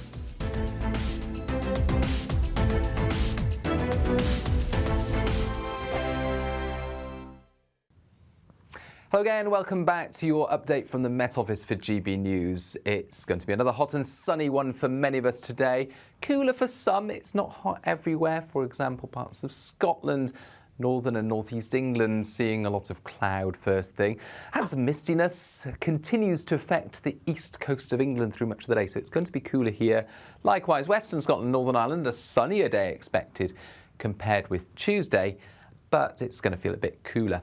Meanwhile, across the rest of the UK, certainly across central and southern parts, temperatures will rise rapidly through the morning. 31 Celsius, the afternoon hotspot somewhere in the southeast or central England. Mid to high 20s widely elsewhere. But as that heat builds across many parts of the UK, we could see some heavy showers developing, certainly over the Grampians, the far north of Scotland, perhaps one or two spots over the Pennines and the Welsh Mountains. Could see a heavy shower into the afternoon and early evening. Cloud returns to western areas. Northern Ireland seeing thickening cloud through the day and some outbreaks of rain, and that's the sign of a change on the way. Later Wednesday and into Thursday, we'll see breezier and cloudier weather push into Scotland, Northern Ireland, western England and Wales, and a band of rain moves in by dawn. That's going to turn heavy across the far north of Scotland, certainly across Orkney. Could see some heavy bursts or even some rumbles of thunder, but it's light rain elsewhere. Meanwhile, a very warm, muggy night expected across central and southeastern parts. Some early sunshine to come for the Midlands, eastern and southeast England. Temperatures again rising quickly through the morning. But during the morning, we'll see this area of cloud and light rain move through, and that's going to limit the increase in temperatures. And by the afternoon, 26 to 28 Celsius more likely in the southeast. Back towards average elsewhere, windy in the northwest with outbreaks of heavy rain. The latest GB News travel. Good morning, I'm Russell Holding. In Edinburgh, the A70 is closed along Ardmillan Terrace off the A71 Gorgie Road after a vehicle caught fire, causing queues. In Suffolk, there are long delays on the A14 each way to the west of Bury St Edmunds after a vehicle caught fire. The M25 from Hertfordshire into Essex is closed clockwise from junction 25 for the A10 to 27 for the M11 after an accident with long delays each way. The queues from junction 23 for the A1, almost back to 28 for the A12. On the M4 in Berkshire, the inside lanes closed eastbound after an accident between junction 6 and 5 near Slough, with queues from junction 8-9 at Maidenhead. On the M5 near Bristol, there are 2 out of 4 lanes closed southbound after an accident between junctions 18 and 19. From the M49 to Portishead, the queues from junction 17. Somerset, long delays on routes towards Glastonbury, and in Devon, the A38 is closed eastbound from Ivy Bridge to Rangerton Cross, repairs after a lorry fire yesterday. That's the latest. You can stay up to date throughout the day by visiting our website, gbnews.com.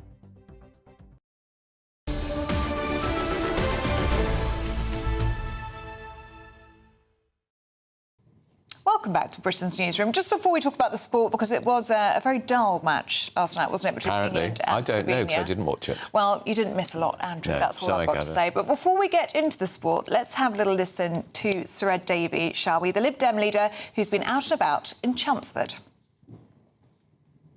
About putting NHS and care at the top of our list of priorities in this election. We've been doing that from the start. Only the Liberal Democrats have got a plan to rescue NHS and to invest in social care and care. And within that plan, cancer treatment's been really a big part of it. And today we're talking about doubling the number of specialist cancer nurses over this Parliament. That's another 3,400.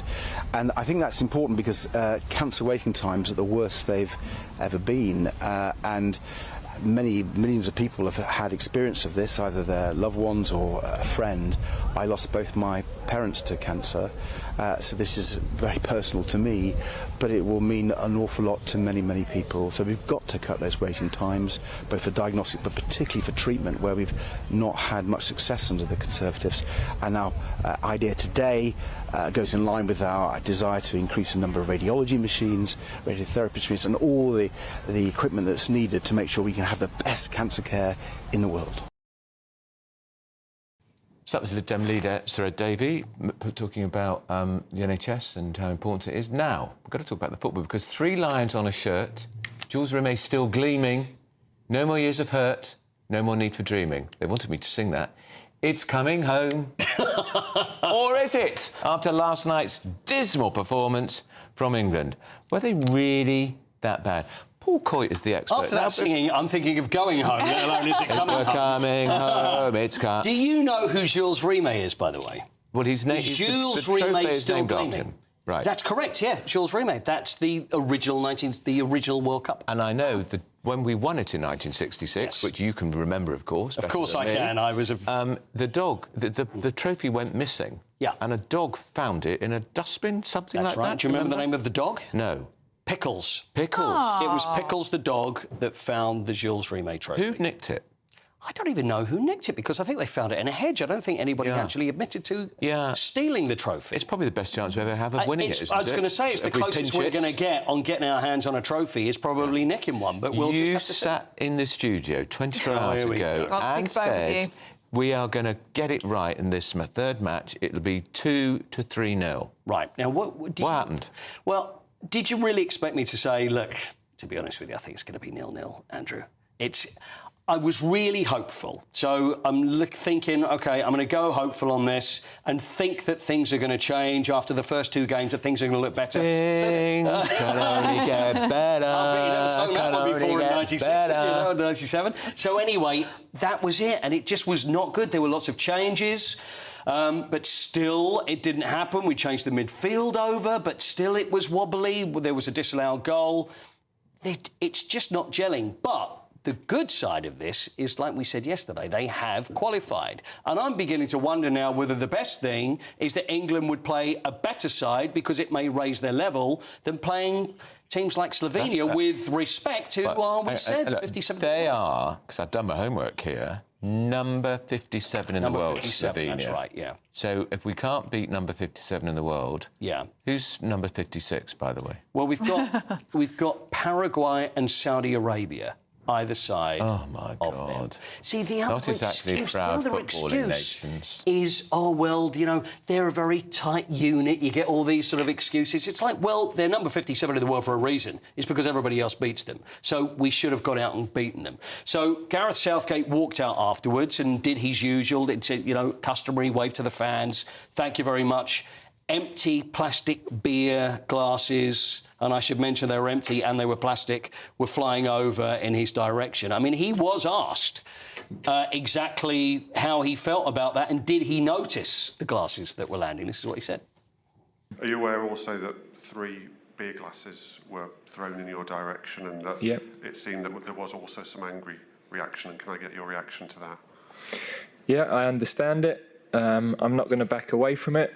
The most important thing here is that the supporters stay with the team. I understand the sort of narrative towards me, and you know, that's better for the team than it being towards them. But it is creating an unusual environment to operate in. I've not seen any other team qualify and receive similar. So I understand it. I'm not going to back away from it, but I'm very, very proud of the players for how they're operating within it.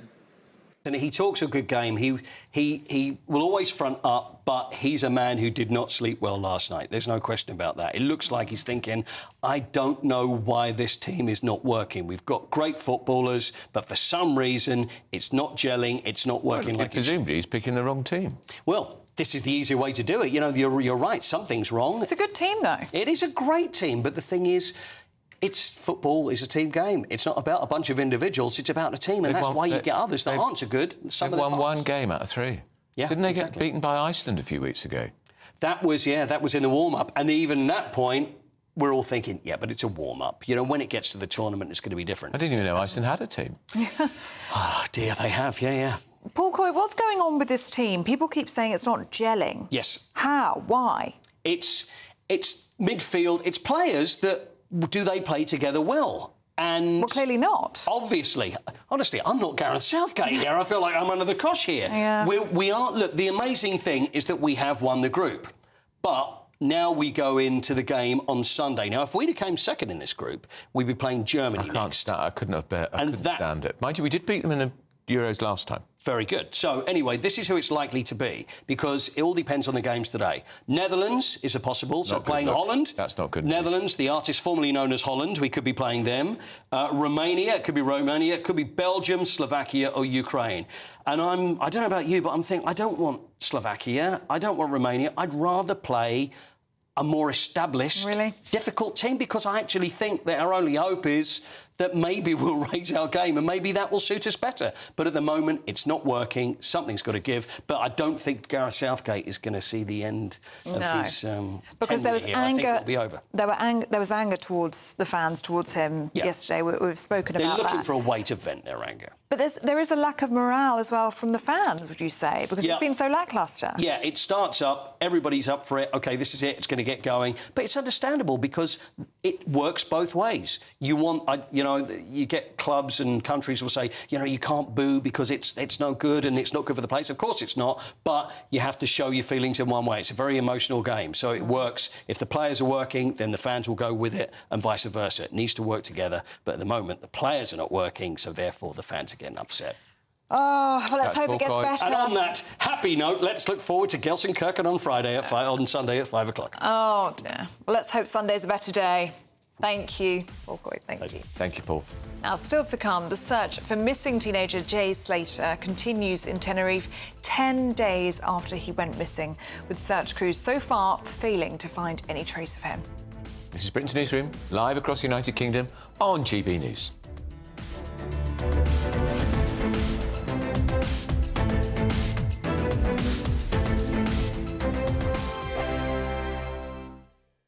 Congratulations to the GB News winners at this year's TRIC Awards. And the winner of Interview of the Year is... Alistair Stewart reveals his heartbreaking diagnosis to Camilla Tormini. And the winner is GB News Breakfast. And the winner is Nigel Farage. And thank you to you, our GB News viewers and listeners, for making us the People's Channel, Britain's news channel. GB News Breakfast, every day from 6 a.m. So, question is, what can we do to get young people to eat healthy food? Here's dietitian and nutrition consultant Helen Bond. Helen, what do you think? Eating habits formed at this age tend to persist into later life. We know we're eating too much fat, sugar, salt, and not enough of the good things like fibre, fruits and vegetables, all of those things. So, yes, we need to help this age group. So they have the skill set and they have the nutrition knowledge to take that forward. Do you agree that it is impossible to eat healthily on a budget and quickly as well? Or do you have any sort of fail-safe, affordable and very quick to prep meals that you'd recommend youngsters try? It doesn't have to be expensive either, but you have to have those kind of cost-cutting hacks and those time-saving things in the kitchen. You know, make use, I always say, of things like peas, beans and lentils, which are a type of pulse, very inexpensive compared to meat, and yet they double up as one of your 5 a day, and also a great source of plant-based protein. You know, if you overget a milk as something, you have too much milk, maybe make some lattes. I just wanted to throw a shoe at the TV, really, because was there nothing else on or nothing else available? The point being, there is an audience, there is obviously an appeal, there's obviously people are watching this stuff. So what are they doing? Are they watching and not cooking? I think that's it. They're watching and maybe enjoying all the cookery programs like I do. And I'm a typical person in the kitchen. I must have about 100 cookbooks. But sometimes when you are time poor, you know, you've got to feed a family or you've got to feed yourself and everything, you don't really know where to start. And I think that's why apps and having things online for this younger audience makes it much more accessible. Start with one recipe and build it up from there. Like I said, The People's Channel. Hi there, I'm Michelle Dewberry, and I'm going to take a second to tell you all about my show, Dubes & Co. We start off with the issues of the day. We then bring in both sides of the argument. We get rid of the disrespect, and then you throw me into the mix. And trust me, I'll tell it exactly how it is. And then, of course, the magic ingredient, you at home. We mix it all together, and what have we got? In my opinion, the best debate show in town. Monday to Friday, 6 till 7 on GB News, Britain's news channel.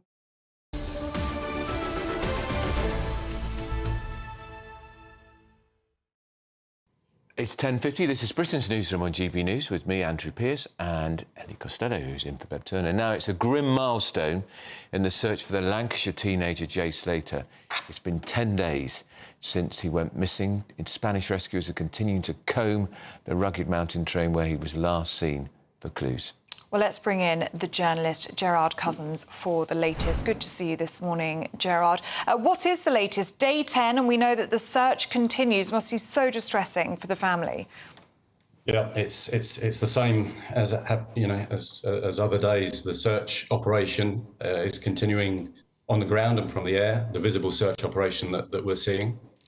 There is a parallel investigation ongoing, but the police are not discussing that aspect of things. But we know through a local mayor on the island that they have been looking at CCTV footage, speaking to witnesses who say they saw someone who could be Jay in different parts of the island. Everything that could be done is being done. Does it get a point, Gerard, when you consider the extraordinary heat in Tenerife, where the Spanish police say to the family, "Look, I'm terribly sorry, but we just have to call this off. We can't devote this level of resources to searching for somebody who is missing, some might say, presumed dead after 10 days."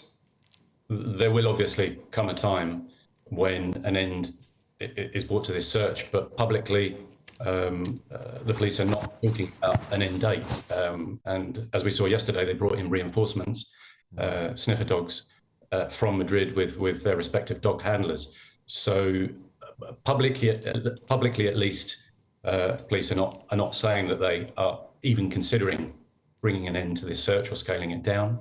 But obviously the family are aware that there is a good chance that if Jay is found, he's sadly going to be not found alive. Oh. How can somebody just disappear?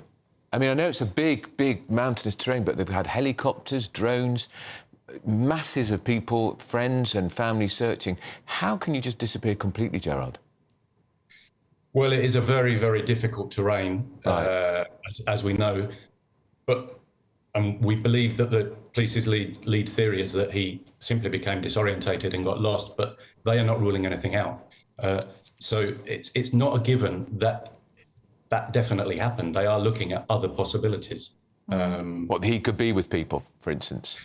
They say, they have said from day one, they are investigating a series of leads, and they are not ruling anything out. The very visible search and the fact that they brought reinforcements in yesterday tends to suggest that this is that they believe that he is lost somewhere out there. God forbid he's gone into the sea. They haven't done sea searches yet. but they are, we know, looking at other possibilities. OK, Gerard Cousins, good to see you this morning. Thank you very much. So difficult for mum and dad who are out there. Very difficult, yeah, and they've said they'll stay in Tenerife for as long as possible. You can only imagine what they're going through as a family, 19. and hopefully they get answers as soon as possible. Do stay with us. This is Britain's Newsroom on GB News. Let's get the weather for you now. A brighter outlook with Box Solar, sponsors of weather on GB News. Hi there, welcome to the latest update from the Met Office for GB News. Hot and sunny for many places in the south today, but cloudier, cooler in the north and with a few showers. We start the day with cloud cover across some western and northwestern parts of the UK. Northern Ireland, Western Scotland seeing a few spots of rain. By the afternoon, the weather responsible for that rain pushes into eastern Scotland, northern England, and could give a few showers, perhaps some longer spells of rain for northeastern parts of Scotland. Otherwise, widespread sunny skies for much of England and Wales, and rising temperatures 30 or 31 Celsius possible in some of the hotter spots. Later Tuesday, some of the heavier rain across northeast Scotland begins to clear, but it could last until the evening, and there'll be always the chance of a shower or two further west across Scotland and in the south, particularly over the southern uplands. It's drying up and clearing up across Northern Ireland, but for northern England, one or two sharp showers possible over the North Pennines, for example. Wales, central and southern England, though, plenty of sunshine. Particularly through the evening, actually, it's likely to become increasingly sunny as the sun starts to go down, and then clear skies overnight as the cloud and rain in the northeast starts to move into the North Sea. Always a chance of the odd shower continuing in one or two spots overnight, however, perhaps the odd rumble of thunder as well. But it's a warm night for many of us, 17 Celsius in some spots by dawn, and so it could be uncomfortable for sleeping. Nevertheless, for most, it's a fine start to Wednesday. Plenty of early morning sunshine. Northern Ireland, Western Scotland, much of England and Wales. One exception, northeast England, eastern Scotland could see some low cloud and some mistiness around the coast. And there's the chance further west of a heavy, thundery downpour later as temperatures rise, and we're looking at highs into the high 20s, low 30s. That warm feeling inside from Boxed Boilers, sponsors of weather on GB News.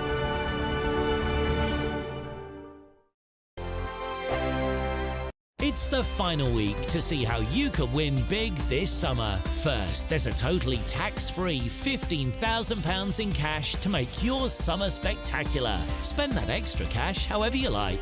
You'll also win a brand new iPhone, Apple AirPods, and if that wasn't enough, a £500 voucher to spend at your favourite UK attraction. You have to hurry, as lines close at 5 p.m. on Friday. For another chance to win the iPhone, treats, and £15,000 cash, text prize to 63232. Text costs £2 plus one standard network rate message. You can also enter online at gbnews.com/win. Entries cost £2, or post your name and number to GB06 PO Box 8690 Derby DE1 9TT. UK only. Entrance must be 18 or over. Lines close at 5 p.m. on Friday. Please check the closing time if listening or watching on demand.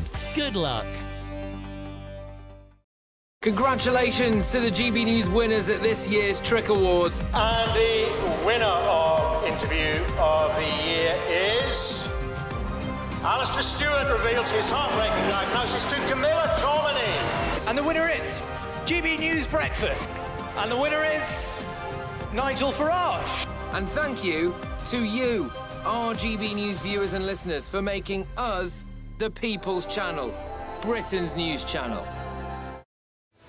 I'm Patrick Christys. Every weeknight from 9, I bring you 2 hours of unmissable, explosive debate and headline-grabbing interviews. What impact has that had? We got death threats and the bomb threat and so on. As time passes, she could have said stump. You made my argument for me. My guest and I tackle the issues that really matter, with a sharp take on every story. It went everywhere. Something practical could be done. I can become something different. Patrick Christys tonight from 9 p.m. only on GB News, Britain's news channel.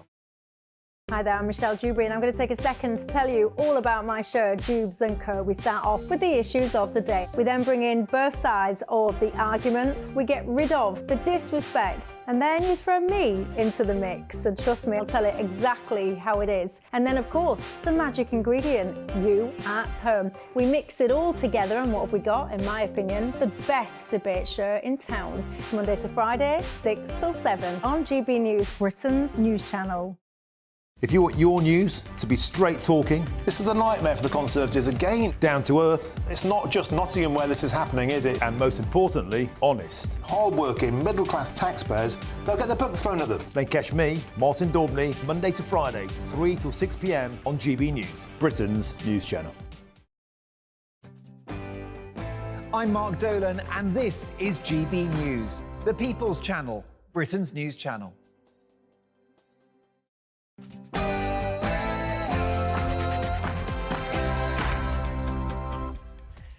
Morning, 11 a.m. on Wednesday, the 26th of June, live across the United Kingdom. This is Britain's Newsroom with Andrew Pearce and Ellie Costello. The WikiLeaks founder Julian Assange arrives in Australia a free man after accepting a plea deal, marking an end to his 14-year legal saga. Am I allowed to say good riddance? And the election betting scandal. Now 5 Tories are being investigated, and get this, a Labour candidate suspended for betting against himself. We'll bring you the latest. The Doctor will see you now. Find out how Labour plan to end the 8 a.m. scramble for GP appointments across Britain. And Kemi Badenoch, she's bitten back. The Equalities Minister calls the actor David Tennant a rich, lefty, white male celebrity after he said, "I just wish she'd shut up and not exist," over her views on trans and women's rights. The Three Lions, well, they weren't exactly roaring last night, were they? England disappointed last night in the Euros, but they still topped the group after a stalemate with Slovenia. But a huge win for GB News, hooray to that. At the TRIC Awards, we secured 3 top gongs, thanks to you at home for voting.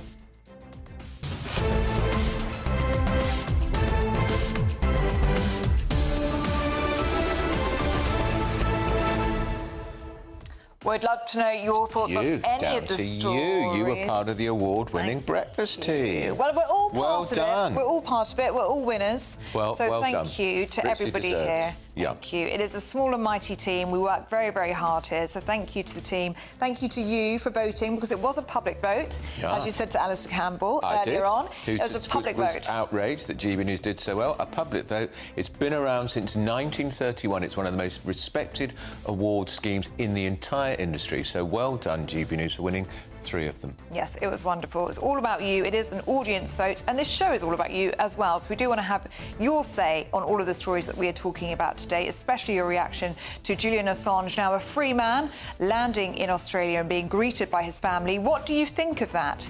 Hero or anti-hero? GBnews.com. Good riddance. /your say. He's a controversial character, that's for sure. How much did it cost us to have him here? Well, I can imagine a lot of money. It costs $400k to fly him to Australia, and he owes the Australian government £400,000. That will be his first job, to pay that back. But first, let's get the news with Tatiana Sanchez.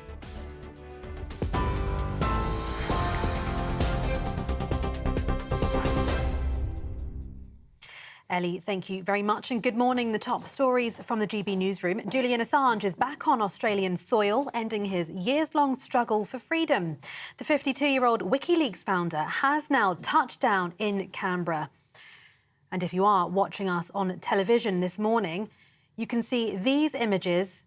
And this is the moment he landed just moments ago, back in Australia, after his years-long legal battle. And his journey began yesterday morning here in the UK when he was released from Belmarsh prison after more than 1,900 days. He then landed on a remote island in the Western Pacific where, accompanied by the former Australian Prime Minister Kevin Rudd, he pleaded guilty to 1 felony count in a US court. His sentence is likely to be roughly the equivalent of the time he's already served, meaning he will remain free. Julian's brother told GB News he's pleased the ordeal is finally over. I had faith that eventually Julian would be free, but I mean, not in this fashion. It's just been wonderful. I've been speaking to people back home in Australia, and there's a celebratory atmosphere in places like Sydney. Someone told me it feels like Christmas.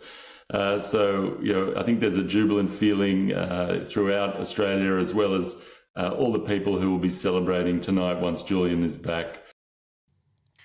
In other news, a man has been arrested in connection to the so-called Honeytrap plot that rattled Westminster. The Metropolitan Police says a suspect has been held in North London today, accused of harassment and offences under the Online Safety Act. It's after an investigation launched in April in connection to at least 12 men in political circles who'd received unsolicited text messages in an apparent sexting scam. It led to William Bragg, who was a senior Tory MP, resigning the Conservative whip after he admitted to giving the telephone numbers of politicians to the suspected scammer. The election betting row is deepening after a cabinet minister revealed he'd also gambled on the date of the vote. Scotland Secretary Alistair Jack denies having broken any rules, but admits to placing 3 bets. He insists he had no inside knowledge of when the election would take place, despite previously revealing that he'd made more than £2,000 from the bet. He later dismissed that claim as a joke. Mr Jack becomes the 7th person to become embroiled in the scandal, with just a week until voters head to the polls. Work and Pensions Secretary Mel Stride says the scandal is disappointing. Look, I think it was absolutely right that the party made internal inquiries and has now come to a very clear conclusion, which is that those candidates are suspended. They will not be supported by the Conservative Party during this general election. And if indeed in the course of time they or any others who are candidates are found to have broken the rules in relation to betting, then they will actually be removed from the Conservative Party. So I think the Prime Minister has been very, very clear. He's very angry about what has happened. I am deeply disappointed about a number of the things that have happened here as well, and that is why action is being taken. The Liberal Democrats have announced a plan to give every cancer patient a dedicated specialist nurse supporting them throughout their treatment.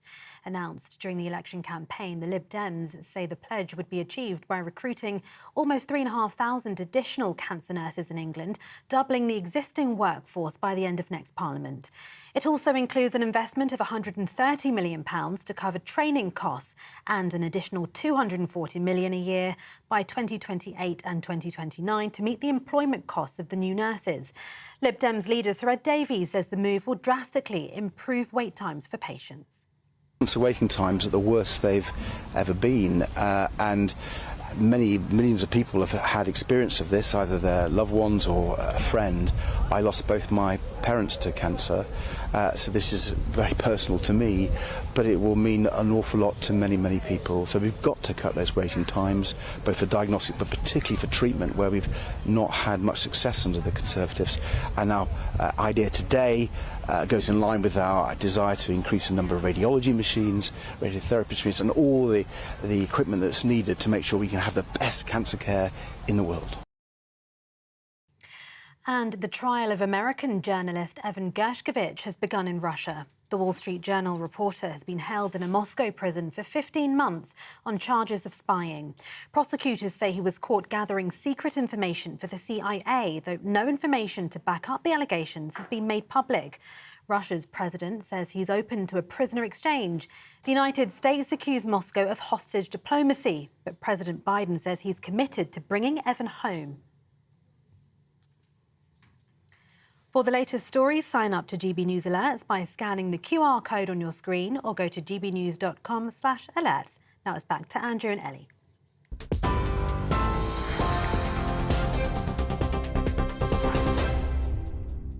Thank you, Tatiana. Welcome to Britain's Newsroom. The time is 8 minutes past 11. Loads of you getting in touch this morning on that news that Julian Assange is now a free man. He has landed in Australia to hugs from his wife. Lots of you getting in touch on that after a 14-year legal battle. El Diablo says, has the WikiLeaks scoundrel really just flown around the globe on a private jet? He has. He has, yes. And I hope the British taxpayer's not paying for that. No, he has paid for it, £400,000. Well, actually, the Australian government has paid for it, and he now owes them back. Good luck getting that money out of him. His wife has said that's their first task, actually. They need to raise that money. So it'll be interesting to see whether there'll be a GoFundMe account or something. Well, I won't be getting to it. In order to cover that. But he does divide people, doesn't he? To a lot of people, he is a hero. He is a protector of free speech. He's a journalist. To others, he is a criminal. A lot of people say, of course, he's not really a journalist, he's an activist. He's an activist. And The Guardian, when they did the WikiLeaks, they went through all the files to sift out stuff which they thought could imperil secret agents, infect national security. Assange just did a huge dump of material onto the internet, millions of files, which is why the American authorities say his dumps endangered people's lives and in some cases arguably caused people to lose their lives, which is why he's not a hero in my view. Steve Ross says Assange, he doesn't believe he's going to walk free. He thinks he's going to be handed a much larger term. And Alan says, I don't know if Australia's ever going to get his money back. It's absolutely disgusting. They talk about the UK costing the UK millions, but how about the illegal immigrants in the UK, the millions that are spent on them? Loads of comments coming through on that news. It's going to be very interesting for him as a family man now. Difficult. He's married in the Ecuadorian embassy. He's got a 5-year-old. And a 7-year-old, I believe. Yeah, who he hardly knows. Yeah. Because he's been in Belmarsh prison for 5 years. I mean, call me cynical, but I rather presumed he started the family because he thought it would help his case. About young children, wife who's a lawyer. I mean, they've never lived together properly, and it's going to be a strain. They've never lived together. They got married in the Ecuadorian embassy. Yeah. Those children were conceived in the Ecuadorian embassy when he was living there. He then spent best part of 5 years in Belmarsh prison, which is high security prison. He's only seen those children on those prison visits, so he's never actually been a hands-on father. No. So it will be very interesting in that sense as well. And their mother didn't tell the children that Daddy was coming home because she was obviously worried just in case anything went wrong. But he is now a free man. He's landed on Australian soil. He's in Canberra, which is the capital of Australia. He landed on a private plane. As I say, he's now going to have to find £400,000. He'll write a book, Ellie, won't he? Yes, well, WikiLeaks, actually, having said that, there is going to be a press conference this evening from WikiLeaks. So whether Julian Assange will be there, whether he will be speaking, who knows? But it's not the end of this story. No, and I suspect there will be, as you say, a crowdfunding page to raise money for him. So what do you think about Assange? Are you with him? Are you on his side? Was he right to do a plea deal? Because effectively, there are many people who thought he should never have done the plea deal because they think that imperils free speech. Yes. No, lots of people saying it's really problematic and it sets a dangerous precedent. Yeah. Loads of you getting in touch. Just read a few more of these. Sarsi says, agrees with you that Assange used the women and children. He's been an absent father. And Jane says it's not Assange's fault that he was kept here and it cost millions. It is actually the weakness of the UK government refusing to stand up to a bullying USA. So do keep your views coming in. gbnews.com/you'll-say. Now, I'm delighted to read this out because great news here at GB News because of brilliant presenters like Ellie here. We've bagged not one, not two, but 3 TRIC Awards for the second... It's right here. There we are. For the second year in a row. Nigel Farage has been voted News Presenter of the Year. And Nigel Farage presented, of course, the 7 p.m. show from Monday to Thursday on GB News until Rishi Sunak called the general election. Yeah, so congratulations to him. There were some boos in the crowd yesterday. He doesn't mind that. But he doesn't mind that. No, if anything, it spurs him on. And, of course, GB News Breakfast. Ellie, of course, is a key part of the breakfast team. They won the category for Best News Programme for the 2nd year in succession at the same TRIC Awards. Now, these awards have been around since 1931. When I had Alistair Campbell on here earlier, who was, of course, Tony Blair's big communications man, he was belly aching because Nigel Farage won.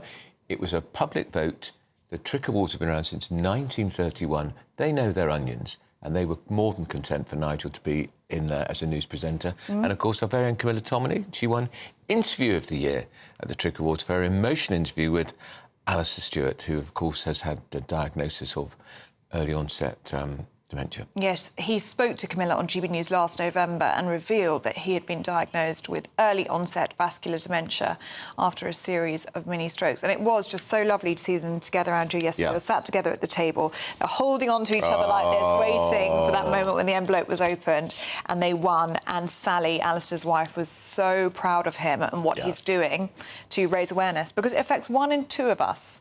dementia. Yeah, my father had it, sadly, and it's the cruelest disease, as you know. Wicked. It was wicked because the lights just went out eventually. Yeah. And Mum looked after him. She was his main carer, and it was very tough on her. It was particularly tough on her because he just didn't know us. No, it is the cruelest disease, and that is why it's so brave for Alistair, I think, to share his diagnosis and share his story with Camilla, who is fantastic, as you know, as an interviewer. So congratulations to them as well. Because you and I were with Alistair, the legend that is Alistair, on the day of Trooping the Colour, because he joined our team. Yes. And he was marvellous, and he's still there, and he's still sharp, and he's absolutely fantastic at what he does, isn't he? So we're very proud of him and proud that he's part of the team. And congratulations, Alistair and Camilla, for that award. Yeah, so the TRIC Award means so much because it's you, the public, who vote for them. Yes, and that's what actually means so much. We were saying this in our victory speech yesterday, because it's lovely to be commended by your peers, but I think it matters more when it's the public. Exactly. I think we put the public, we honestly do put GB News viewers at the heart of everything we do. And listeners, don't forget our listeners. Yes.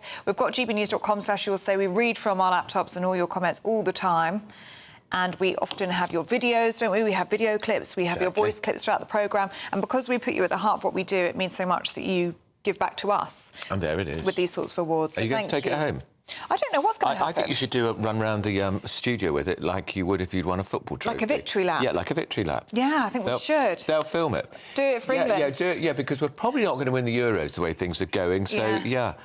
She just kissed the trophy. Yeah, we'll give it a little air kiss. Yeah. Very industry. Look after it, because you know what happened to the Jules Rimet trophy when we won Well, it? yes, we have to watch this. I thought it had gone missing after breakfast. Did you see that? I was very panicked. I did. Found by Pickles the dog. I didn't know that. It's here. Now, a yellow heat health alert has come into force. For heaven's sake, why? Across most of England, because temperatures are expected to reach 31 degrees this week. Yes, it is very, very hot in the studio, I must say, but it'll be even hotter outside. Why do we need an award? Why do we need an alert? We know about heat.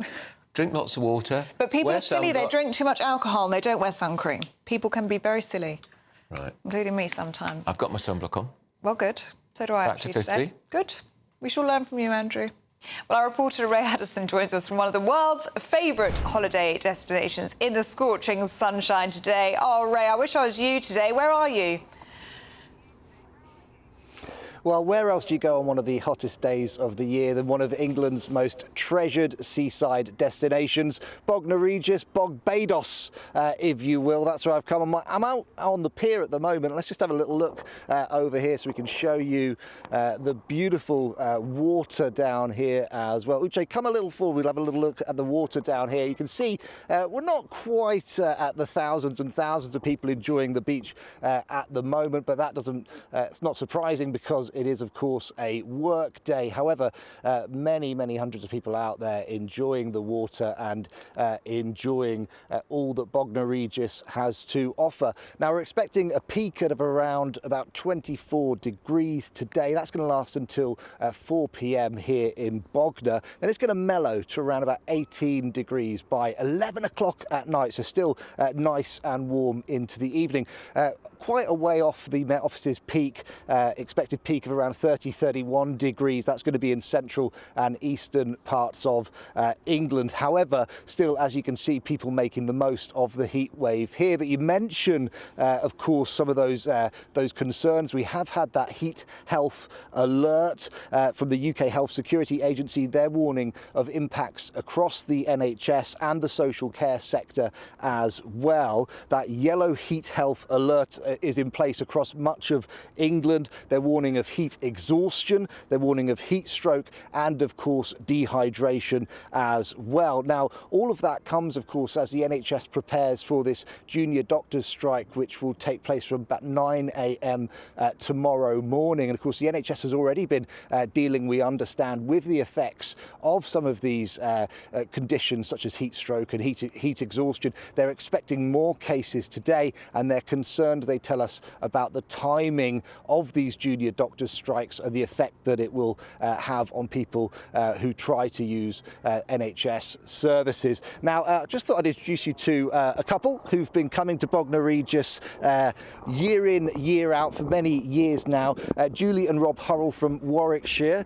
Thanks very much for joining us. What is it about Bognor that you guys love so much?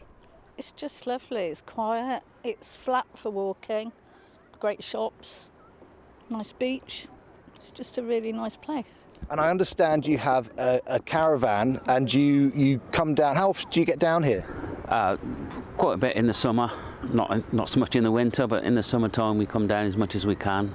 But, and what about the heat then? Are you concerned by the heat, or is that what's drawn you here today? Love the heat. Absolutely love it. As long as you're careful, put your sun cream on, take the precautions.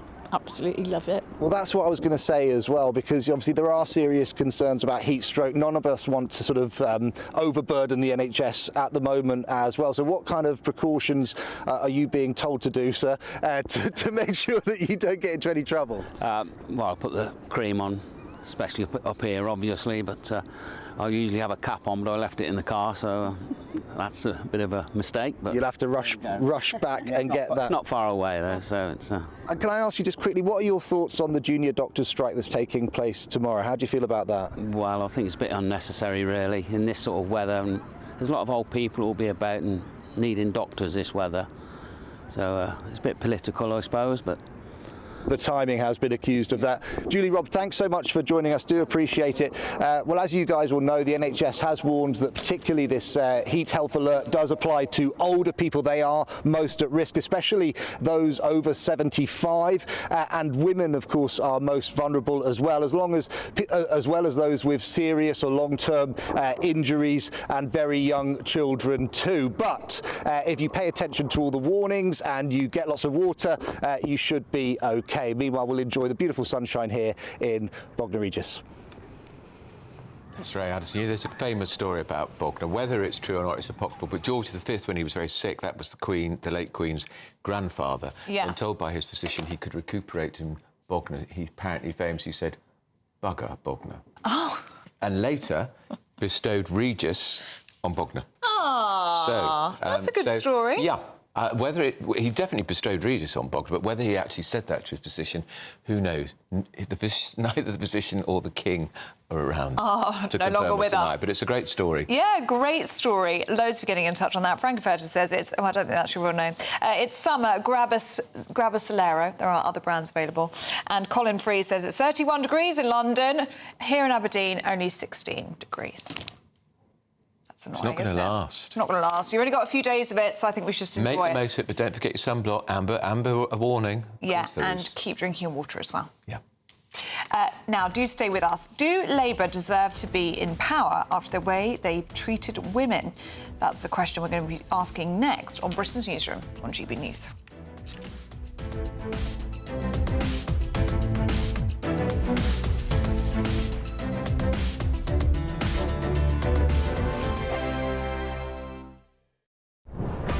This is GB News, and we are Britain's election channel. This vote may seem to be about the politicians in the media, but it's actually about you. And we won't ever forget that. Join us up and down the country as we follow every moment together. Now, more than ever, it's important to hear all sides as you make your decision ahead of polling day. We're here for you. This is GB News, the People's Channel, Britain's election channel. This is GB News, Britain's news channel. In World War I, 309 men from Britain and the Commonwealth never came home because they'd been shot at dawn.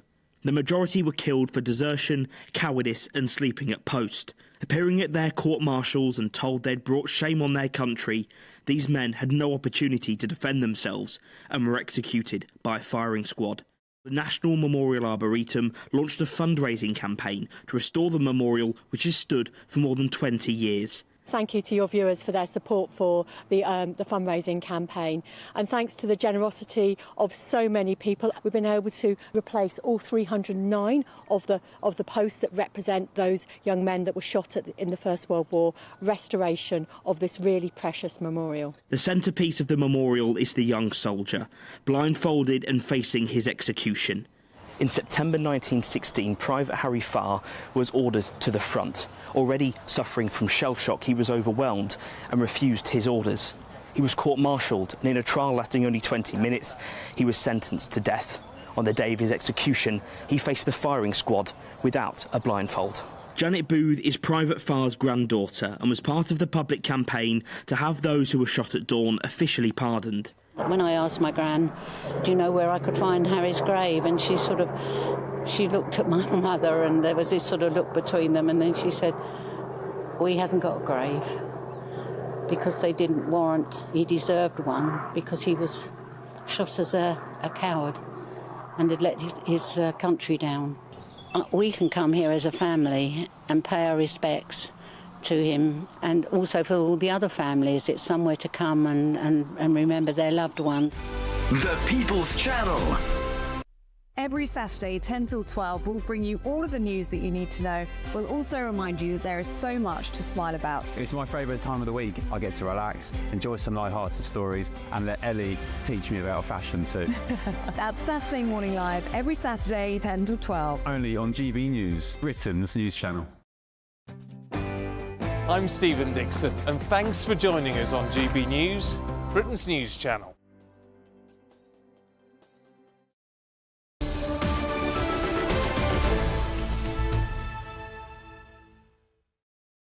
(11:24), Britain's newsroom here, live across the United Kingdom with Andrew Pearce and Ellie Costello. Delighted back in the studio is our very own Gloria De Piero. No PMQs today, of course. No PMQs today, so I am here to talk to you as a former Labour MP. But just imagine in 2 weeks' time when we have our first PMQs. But will we, Andrew? You don't think we will? Because I think the King's people have to get sworn in. Yeah, they do. So there's about 6 days for you all to, all the new MPs to stand in queues, and the Speaker shakes your hand and you swear on the Bible, and you swear an oath to the King. That takes quite a bit of time. And I'm not sure you can have a PMQs before the King's speech, which is on the 17th of July. So perhaps... You might be right. I might be right. I'm not putting my life on it, but I might be right. But so, yes, you're not going to get very many PMQs. You may only get one. Because your show with Chris Hope gets amazing viewing and listening figures. Oh, you're very kind. Well, He's isn't he doing the most incredible job of this campaign trail? Yeah, he is. And it's exhausting because I've been on those buses the whole time. Me You've too. done the same Me thing. too. Early starts, late finishes, up and down the country. Sometimes you don't even know which town you're in. Really? Spare a thought, actually, for the leaders. I mean, Keir Starmer is quite... He's no spring chicken, actually. Is he 60, 61, I believe, yeah. And beginning to look at... Sorry to be unkind. It's just an observation. It's an observation. They have been pretty non-stop, haven't they? Yeah, and then you know what? We started this campaign with Labour with a 20-point lead. And then 5 weeks later, Labour have got a 20-point lead. Nothing's moved. No, a bit of movement between the Tories and Reform, perhaps. Yeah. And this is unusual because traditionally the governing party narrows... The polls narrow a bit, although 2017 was the opposite because Theresa May was hemorrhaging support. Yes, not in the seat that I was contesting at that time, where she reduced me to a 441 majority. Figures like that are forever imprinted on your mind. And so many of those candidates will be going into that hall. You haven't slept, really, for 6 weeks. You've got to do an all-nighter. And, of course, and I know nobody will spare a thought No. But there'll be a lot of people who, you know, in the safest Tory seats, who may be looking for a different job. Politicians get a hard time, but the majority of MPs do a really good job. They work very, very hard for their constituents, and it's a brutal old game, isn't it? And everyone hates them. And you're out, and you're out not often because of what you've done locally, but because the idiot who's leading your party has screwed up. Exactly. And all time for a change. And there is a sense that time for a change thing. Of course. I think that is going to have some real impact, and Labour might win seats that they have never won before. Yeah. Yeah, Gloria, can we ask you about Gamblegate, if we can call it that? Because it's been going on for about 2 weeks now, hasn't it? And they say we've got another week or so to go to the general election. But it's not going anywhere, is it? Do you know... My thoughts on this story are it's actually really bad for all the parties because what we should be doing now, and I think what the electorate would like us to do, would be talk about the offer, the Britons that we want to, that each party wants to create. But my instinct is that out there, people are quite bored of this now. Of course, if you have inside knowledge, you shouldn't use that to bet on something. But my goodness, are we going to really be talking about this for the duration of the campaign? There's a TV debate tonight. Yeah. But this is going to overshadow that final TV debate, is it not? And Ellie, I think that is a disservice to voters, many of whom have still got to make up their minds. Yeah. Like, we're talking millions. Yeah. And I think we really should be examining policy. We should be in the thick of it. I don't mean the satire. We should be in the thick of policy. We've got manifestos. Exactly. There's a lot of scrutiny Which to be people had. don't And read. when we're talking about gambling, we're not providing the scrutiny that actually all the parties deserve on tax, on spend, on all of those things. Do you think Rishi Sunak should have acted sooner on suspending those two Tory candidates? Because Sir Keir Starmer has suspended that Labour candidate now, and he will be able to go into this debate tonight and saying, well, I was decisive, I made a decision. Does that make Rishi Sunak look weak, or does that look as though he's following the rules? That is the objective, isn't it, Ellie, to say, I act quick, you act slow, I'm a better leader, I've got more control of my party than you. I'm just wondering if people have zoned out of this particular story and just have... And, you know, if it does anything, because the Labour guy who bet on himself... I mean, this is just a really weird one, bet on himself to lose. Then there's probably a sort of sense of, oh, are they all sort of, like, betting to make some cash out of something in politics because they've got inside knowledge? It doesn't do anybody... I think you're right, it damages all of... because I think people think a plague on all your houses. Here we go again, MPs on the make, on the take, and that isn't true of most of them. Of course. It just isn't. I just find it inconceivable, actually, that you would know you're not doing very well in an election campaign and think, I know what I'll do. I'll put 100 quid on the fact I'm going to... What would possess you?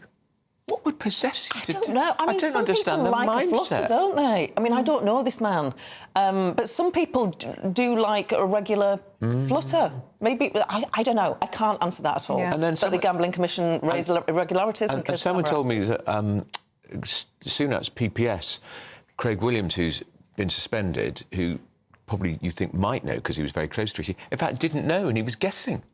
I mean, but if you're going to be an educated guess. An educated guess. Ellie's right. But, also, but why sacrifice your career for a £500 winning? Look, £500 is a lot of money to some people. You wouldn't think anyone would ever find out, would you? I suppose. No. I mean, I'm quite surprised now we do know, all that. don't we, that if there's a series of winning bets on an unusual wager of over £199, something automatically is triggered. Yeah, and I think that's a lot healthy. of people didn't really... Absolutely right. And that's healthy. It has actually, I suppose, brought the controls into the light. I had a bet at Ascot on Saturday.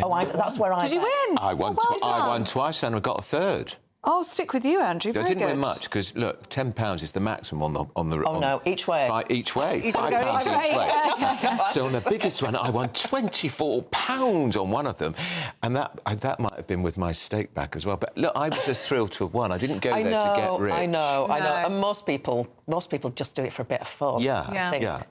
Gloria, we've only got 30 seconds with you, but I did want your thoughts on this front page of the Daily Mail this morning, actually. As Keir Starmer admitting that Mail readers were right about Labour in 2019. Oh, absolutely. We were an absolute shower. We didn't deserve to win. People did not think we would defend the country, and we wanted to overrule what they just said on the Brexit referendum. Case closed. That was Corbyn. Has the party changed? Like, beyond all recognition. I didn't know if we would get out of the mess we were in. We did so much, much quicker. And, you know, whatever you think about Keir Starmer, he deserves credit for that. Did you find it difficult to vote Labour in the 2019 election under Corbyn? I didn't, because we had a very sensible candidate in Ashfield. Good answer, that. Good answer. And, of course, Alistair Campbell was on earlier. Of course, he got booted out of the party because he said vote Lib Dem at the European elections because he couldn't stand Corbyn. Yes, I'm not even sure he's back, is he? He's not. No. No, because he's still suggesting people vote tactically. Gloria De Piero, good to see you this morning. Be with you guys. Thank you so much. It's time now for your news headlines with Tatiana Sanchez.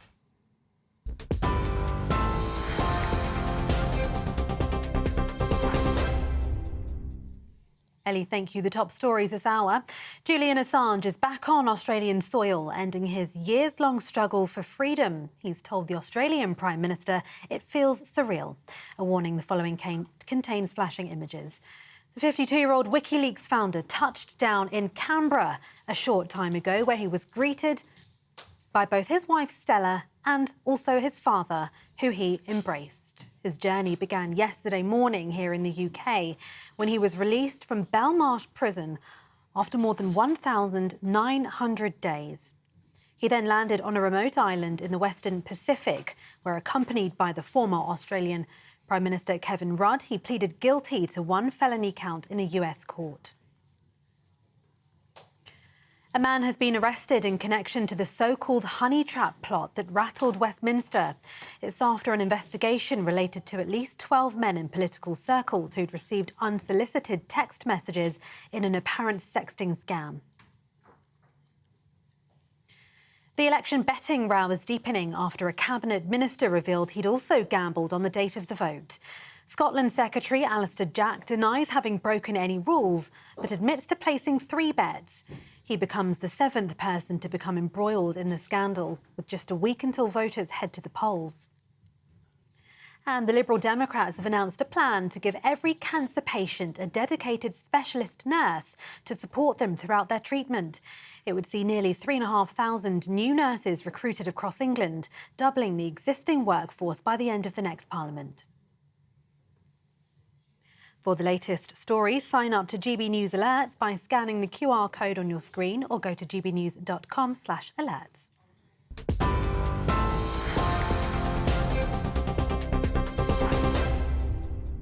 Cheers Britannia Wine Club proudly sponsors the GB News Financial Report. Here's a quick snapshot of today's markets. The pound will buy you $1.2664 and €1.1849 euros. The price of gold is £1,827 and 5 pence per ounce, and the FTSE 100 is at 8,273 points. Cheers Britannia Wine Club proudly sponsors the GB News Financial Report. Thank you, Tatiana. Now, up at noon today, Good Afternoon Britain with Tom and Emily, and they're joining us now in our very new studio. Morning, you two. No, indeed. Nice to see you at this time. Yeah, I like being here. The award winner. The award winner, yes. Oh, go on, lift it up. Oh, go on then, if I must. Any excuse. Where's it going? Downstairs, Luke? I think we should all take it in turns. Do you know what we used to do in primary school when you take home the class mascot? Yeah. Is that a thing? That is a thing. So I think we should take the same for 2 weeks each. But I think... But then there'd always be one kid in the class who'd take it somewhere amazing, like Australia, and then my trip to Norfolk wouldn't seem quite so I exciting. think Ellie should do a lap of honour around the studio, because we're probably not going to win the Euros football thing, so why don't we have a lap of honour? Ye of little faith. Well, the I didn't next watch best. Yeah. We will be discussing that, actually, whether it's time to stop criticising the team and just get behind the 3 Lions. We're going to have a bit of a heated one, because, of course, lots of people think they deserve every criticism they're getting. It has been a bit lacklustre, come on. Well, there are very passionate views on either side. I mean, maybe it would be less lacklustre if we actually got behind the team and cheered them on instead of booing them. It can't be great for morale. Throwing plastic cups at the manager. Yeah, it can't be great for morale, that. No. And falling asleep in the stands. Well, at least the cups were empty and not full of milkshake. Yeah. Did you both watch it? I did, yes, I did. Not a single second. Nor me. I watched it too, Emily. It's the one time of year I'm actually interested in football. In my 2 or 4 years. I was presenting a show on GB News at the time. It fell to me, and I'm sure, both being loyal GB News viewers, when you say you watched the football game, you watched it on catch-up. I had you on YouTube, I had the football on the telly, Yeah, you know? Of course. I had you on my phone. Well, I was in a restaurant and there was a pub very nearby, and we could tell from the absence of any cheering and roaring that nothing was happening. So we guessed it was 0-0 and we were spot on. In every ad break, I was being, what's the score? Oh, still 0-0. Still 0-0, so dull. We're also going to be asking whether MPs should just be banned outright from political betting. I think they have to. Is it time to just do that? Is that the way it's going? I mean, it does look like maybe there might be more and more and more that just do this all the time. Normally, but if they're going to behave like idiots... Yeah. But hang on, you look at someone like Alistair Jack, who months before people thought when the election was... He put a fiver on it being in June. He put a fiver on it being in July. He put a tenner on it being in September. I mean, he was spreading... He didn't have any inside information at all. How boring, though. A fiver on it being in June. Oh, great. One for that. Oh, not much, I suppose. Yeah, that's the point. Not much, although everyone did think it was going to be in the autumn, so perhaps he had good odds. Yeah, perhaps he had good odds on that one.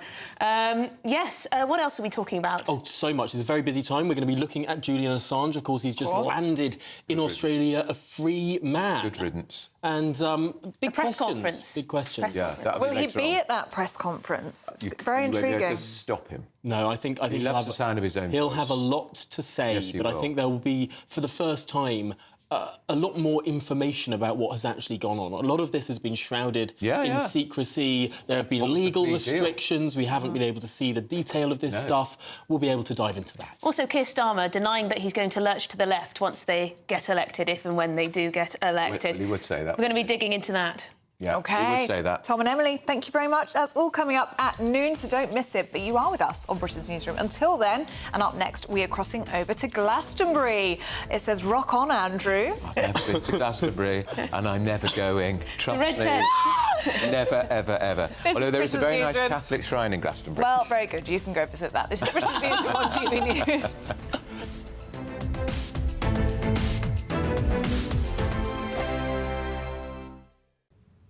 Hi there and welcome along to the latest forecast from the Met Office for GB News. Hot and sunny once again for many of us today, 30 to 31 Celsius in a few spots. Not hot for everyone though. It will be cooler across Scotland, Northern Ireland and the far north of England. And by Thursday, this low sweeps in, bringing cooler weather across the whole of the UK. But for Wednesday afternoon, actually, for many, it's sunny skies. There will be some mist and low cloud around southwestern coasts and some North Sea coasts. And there'll be some thicker cloud there for Scotland, with a few heavy showers developing into the afternoon, primarily over the Grampians and the far north and northwest. Northern Ireland turns cloudy as well. 22 Celsius for Scotland and Northern Ireland, 30 to 31 Celsius for central and southeast England. Hottest day of the week and the last day of this hot spell before it turns cooler across the country. Certainly some heavy showers going into the evening across parts of central and northern Scotland, with some, well, gusty winds developing as well. Northern Ireland sees cloud rolling in, and for much of England and Wales we keep the sunshine into the evening and we keep that warmth as well. Even at 6 p.m, temperatures still close to 30 degrees, but we've got cloudier skies through the evening, edging into Western England as well as Wales as the change starts to take place. The cold front that brings the change is a weak feature, so it will bring some rain, but not much, to Wales and the southwest as well as Scotland overnight. The wind's picking up in the far northwest, but it stays warm across the Midlands, eastern and southeast England, with temperatures at dawn about 17 to 18 Celsius. Soon rising through the morning, but by this stage we're seeing the cooler air sweep eastwards, and so temperatures will be more limited as the cloud arrives into the afternoon. Sunshine replaces the cloud in the west, but with showers, and it will be unseasonably windy in the northwest. I'm Christopher Hope. From pop stars to politicians, I'll interview anybody in a pub who's got a political opinion. Join me every Friday on Spotify, Apple Podcasts, YouTube or gbnews.com, or wherever you get your podcasts. GB News, Britain's election channel.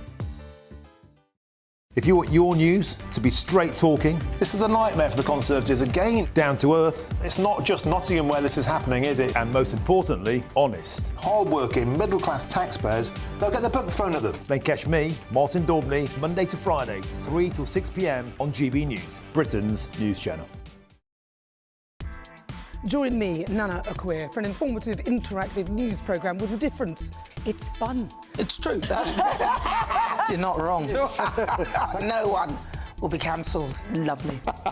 Join me from 3 p.m. every weekend, only on GB News, Britain's news channel.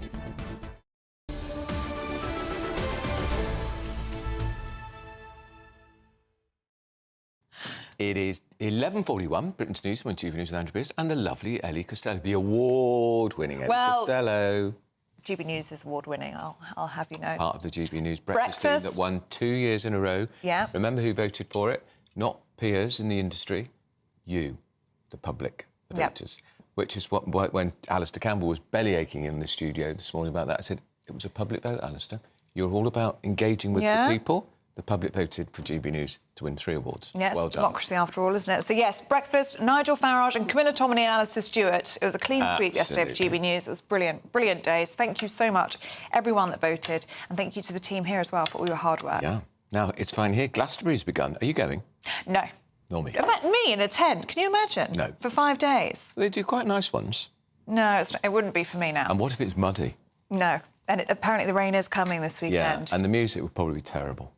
No, and the lineup's not great. Anyway, so we don't sound that Apart from that, enthused. But so we're really whetting your appetite about this item, obviously. But people who do love Glastonbury, and they are the Glastonbury family, they go every year, they are making their annual pilgrimage to Worthy Farm in Somerset for headliners, including Dua Lipa. Right. It's the 54th year of the festival, and it's going to be a hot one. Well, it's hot to start, and I think the rain is coming. But joining us now to take us through it all is reporter Jeff Moody. And I'm sure, Jeff, there's people a lot more excited than we are here this morning. There most certainly are, I can tell you. I've actually come to the town of Glastonbury itself to try and gauge the reaction here, but I will be heading to the gates of Glastonbury shortly to see exactly how many people are coming in. But Emily Evis opened the gates at 8 o'clock this morning, as she's done every year, normally with her father, Michael Evis. They're expecting 200,000 people to descend on Worthy Farm over the next couple of days. Mainly the acts will begin tomorrow, that's when it begins, but the early campers are arriving already, waiting to hear from Coldplay and Dua Lipa, amongst many others. As you say, the weather's expected to be fantastic. It's around 27 degrees at the moment and expected to climb slightly. I was hearing on the radio it could get up to 31 degrees during the course of the day, but yes, the traditional Glastonbury rain and mud is on its way soon as well. Well, people in Glastonbury itself, I've been chatting to them this morning, there's a bit of a mixed reaction. A lot of people here say, you know what, it's very good for the shops. It's a bit like Christmas in terms of sales. But interestingly enough, not the pubs. The pubs have been saying unanimously that they're all very quiet at this time of year, because people tend to, when they're on their way to Worthy Farm, they might drive through Glastonbury, stop off, get a few knickknacks in a few of the shops, a few souvenirs, and then head on their way. They don't stop here for a pint. They're waiting for the drinks tent, the beer tent in Glastonbury itself. Well, a statement has come from Glastonbury this morning saying if you are coming to Glastonbury 2024, please remember to only bring sturdy camping equipment that you can take home again and reuse. They go on to say in 2023, 98% of all tents were taken home. Let's see if we can beat that this year. And they've put a picture on their social media of a beautifully pristine Worthy Farm, and they say let's make sure that we leave it that way after the event. But right now the sun is shining. There is a good atmosphere here in the centre of Glastonbury. There's a few street musicians playing, a few buskers around, a lot of people in very floaty dresses, and it looks like it's going to be a wonderful few days. Oh, they are set for a treat with this sunshine, Jeff.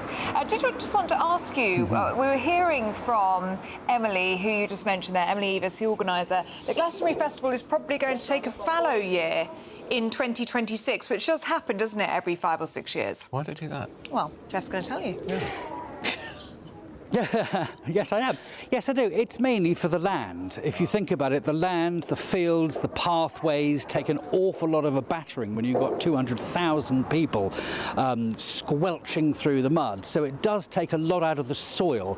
Worthy Farm, of course, isn't just a venue for this festival. It's a working farm, and that is their priority. That always has been their priority, and they need that fallow year just to recover a bit, to recharge the batteries on the land itself and themselves too. It takes most of the year to organise this festival, and every now and again they like to have a little gap just to try and recharge their batteries, but more importantly for the land.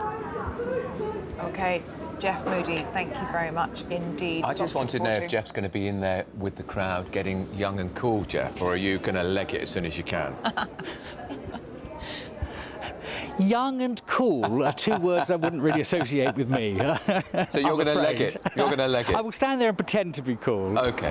Well, I think you're very cool. I will do a rishi and I will leg it. Very good. We think you're very cool, Jeff. And just before we let you go, so we keep asking you more and more questions.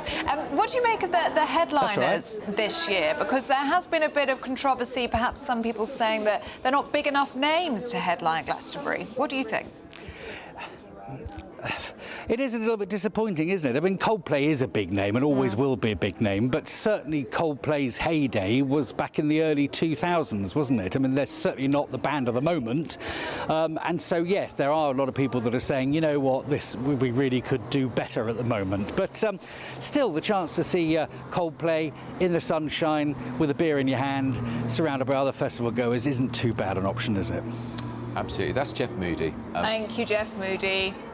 I'm really hoping that Taylor Swift turns up. I'm not sure if she will, but she's finished her London shows. Right. She's in the UK. Right. I think it could be on the cards. OK. I'm only going if ABBA go. Oh, well, that's not going to happen. They didn't even show up for Eurovision 50 years. They didn't. In Sweden. That was a bit rubbish. I'm still not over that. Now, if you missed the chat with Alistair Campbell earlier on with our very own Andrew Pearce, do not fear. We're going to have a little bit of a replay next.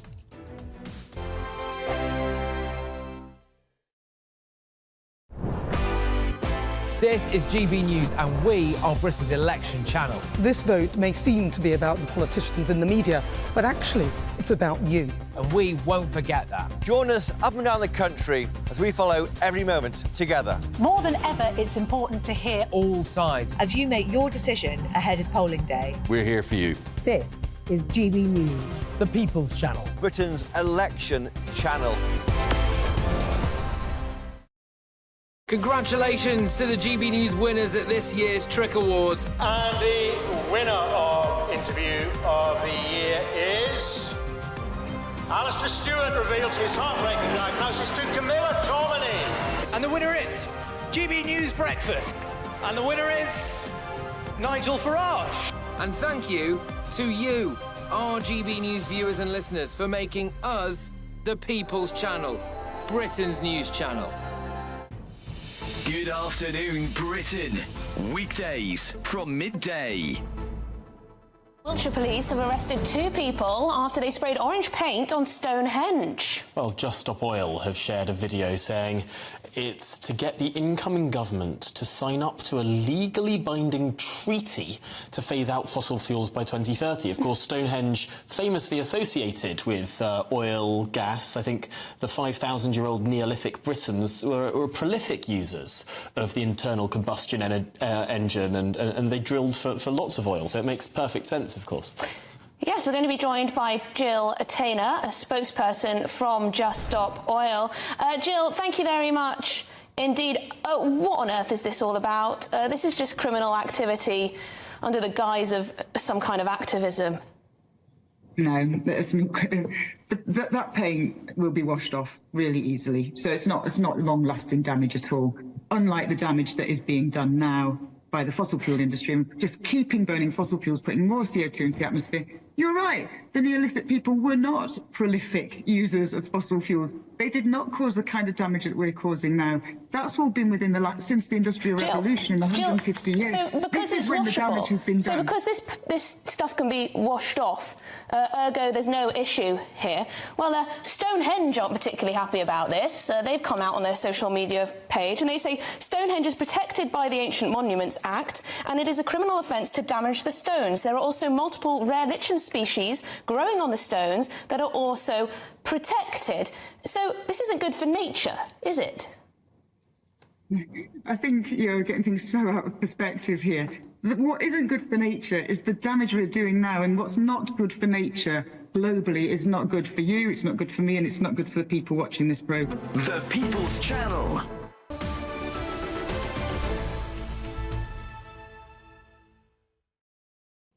Welcome back to Britain's Newsroom. Now, earlier on, we were joined by Tony Blair's former spin doctor, Alistair Campbell, and you discussed the election campaign with him, didn't you? I did. Let's take a look. Studies this week, they say both political frontbench manifestos, the sums don't add up. He said the Tory sums are worse than the Labour ones, but they say there's a big deficit. That's not fair on the voters, is it? The public. And they are being challenged over that, but what you get with the press conference, what you get with that real sort of intense grilling where you keep coming back to the same question again and again, you get to a place where the public can make a judgment. Are they sort of telling me the truth? Are they not? Whereas I think what we have now are politicians who are very, very skilled at kind of batting stuff off. The other thing that's happened with this campaign in particular is the stuff that, like, Sunak launching it the way that he did. In the rain. In the rain, with things can only get better, playing beautifully in the background. Did you rate? No, Steve Bray. Are you sure? I don't believe in the honour system, but he deserves the knighthood. He did it. But that's the guy with the blue Brexit hat who's still campaigning against Brexit, as am I. And then you've got then you had the D-Day thing, which was just terrible. And now this betting thing, which I think a lot of people are just thinking, I can't quite believe this is happening. But my big worry about this election is that people think it's all over and they won't have to vote. The only way to get a change of government is to vote for a change of government. I think you enjoyed that, Andrew Pearce. I did. I thought it was going to be much more abrasive and confrontational. So did I, but he didn't come in for a fight, I don't think. Well, he wanted a fight about Nigel Farage winning, deservedly, in my view, the News Presenter of the Year, and I just pushed back on it. Yeah, you had your facts and he couldn't deny them, could he? Yeah, and he went on banging on about Brexit. I made the point that the Labour leader does not want to talk about Brexit, Sir Keir Starmer, because in Jeremy Corbyn's shadow cabinet, he was leading the campaign for a second referendum, i.e. cancel Brexit. So Labour don't want to talk about it. No, they don't. Even though Alistair Campbell does. He does, yes. He says he will continue to campaign against Nobody's Brexit. listening to that. Wow. But he did have an important thing to say. He's written a book. He wants to get young people engaged in the political process, and that's a very good point, although I disagree with him that you should have a vote at 16, because that's Labour just trying to rig the election. Yes. A few of you getting in touch on Glastonbury, so I'll share those. Noah thinks I would go if Taylor Swift was there. I probably would. And if I could stay in a motorhome, also correct. And Steve says you could see me glamping at Glastonbury if that was an option, which I have heard is an option, so maybe. Thank you for having me today. Been lovely. That's it from Britain's Newsroom. I will, I hope. Up next is Good Afternoon Britain with Tom and Emily. See you.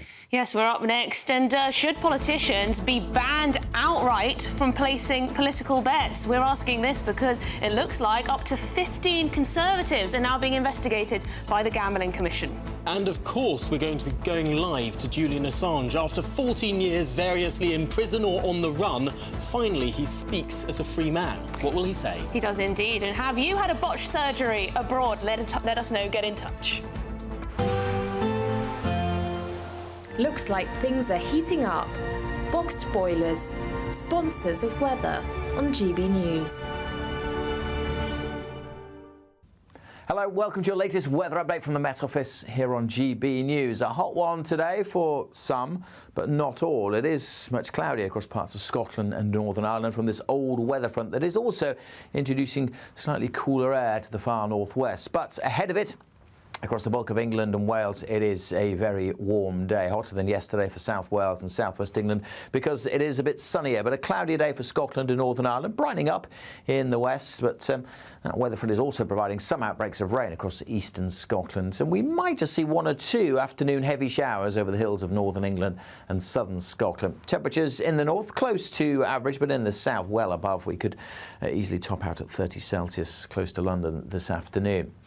As we go into the evening, we'll still have some of that cloud and rain across the far northeast, so a dull and damp end to the day across the east coast of Scotland, but something a bit brighter further west, but it is quite a bit fresher here as well. The cloud breaking up a little more across Northern Ireland, so some brighter spells likely. I say the small chance of a shower or two over northern England and southern Scotland, but plenty of fine, dry and very warm weather here, but the heat is really across the south, a balmy summer's evening here.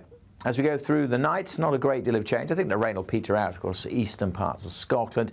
Could turn quite misty this evening, and the threat of this low cloud just sticking to that east coast as we go into tomorrow as well. Still one or two scattered showers over northern England and southern Scotland, but most places dry. Quite a contrast in temperatures. A comfortable night in the northwest with temperatures down to single figures. Much of England and Wales staying in the mid-teens, so quite a warm and humid night, and another hot day for many tomorrow. Could be quite cloudy across the eastern counties of England early doors. Some uncertainty about whether that will clear away, but many places again fine and sunny. Still quite cloudy in eastern Scotland, but a brighter day for Northern Ireland, and again very warm in that sunshine over parts of eastern England. Goodbye. That warm feeling inside from Boxed Boilers, sponsors of weather on GB News.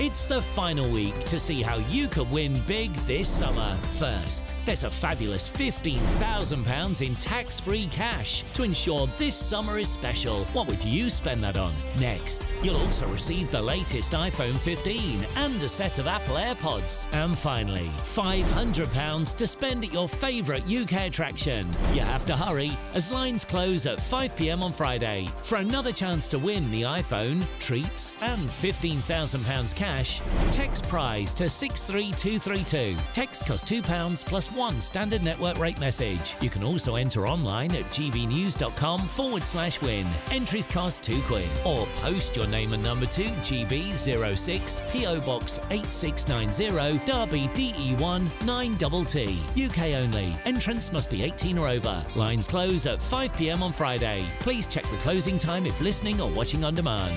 Good luck. I'm Christopher Hope. This is GB News, Britain's election channel. I'm Christopher Hope. From pop stars to politicians, I'll interview anybody in a pub who's got a political opinion. Join me every Friday on Spotify, Apple Podcasts, YouTube or gbnews.com, or wherever you get your podcasts. GB News, Britain's election channel. This is GB News, and we are Britain's election channel. This vote may seem to be about the politicians and the media, but it's actually about you. We won't forget that. Join us up and down the country as we follow every moment together. More than ever, it's important to hear all sides as you make your decision in the run-up to polling day. This is GB News, the People's Channel. Britain's election channel.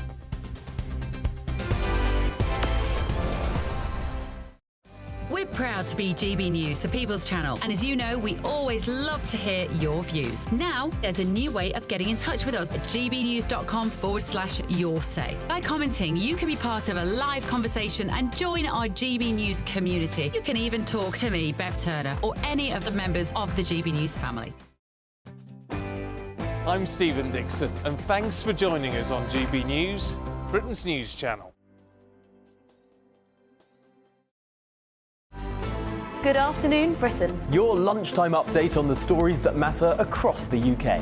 From breaking news and insightful analysis, inspiring stories and lively debates. You're comparing yourself to a former Prime Minister. Which is it? Stay informed, stay updated.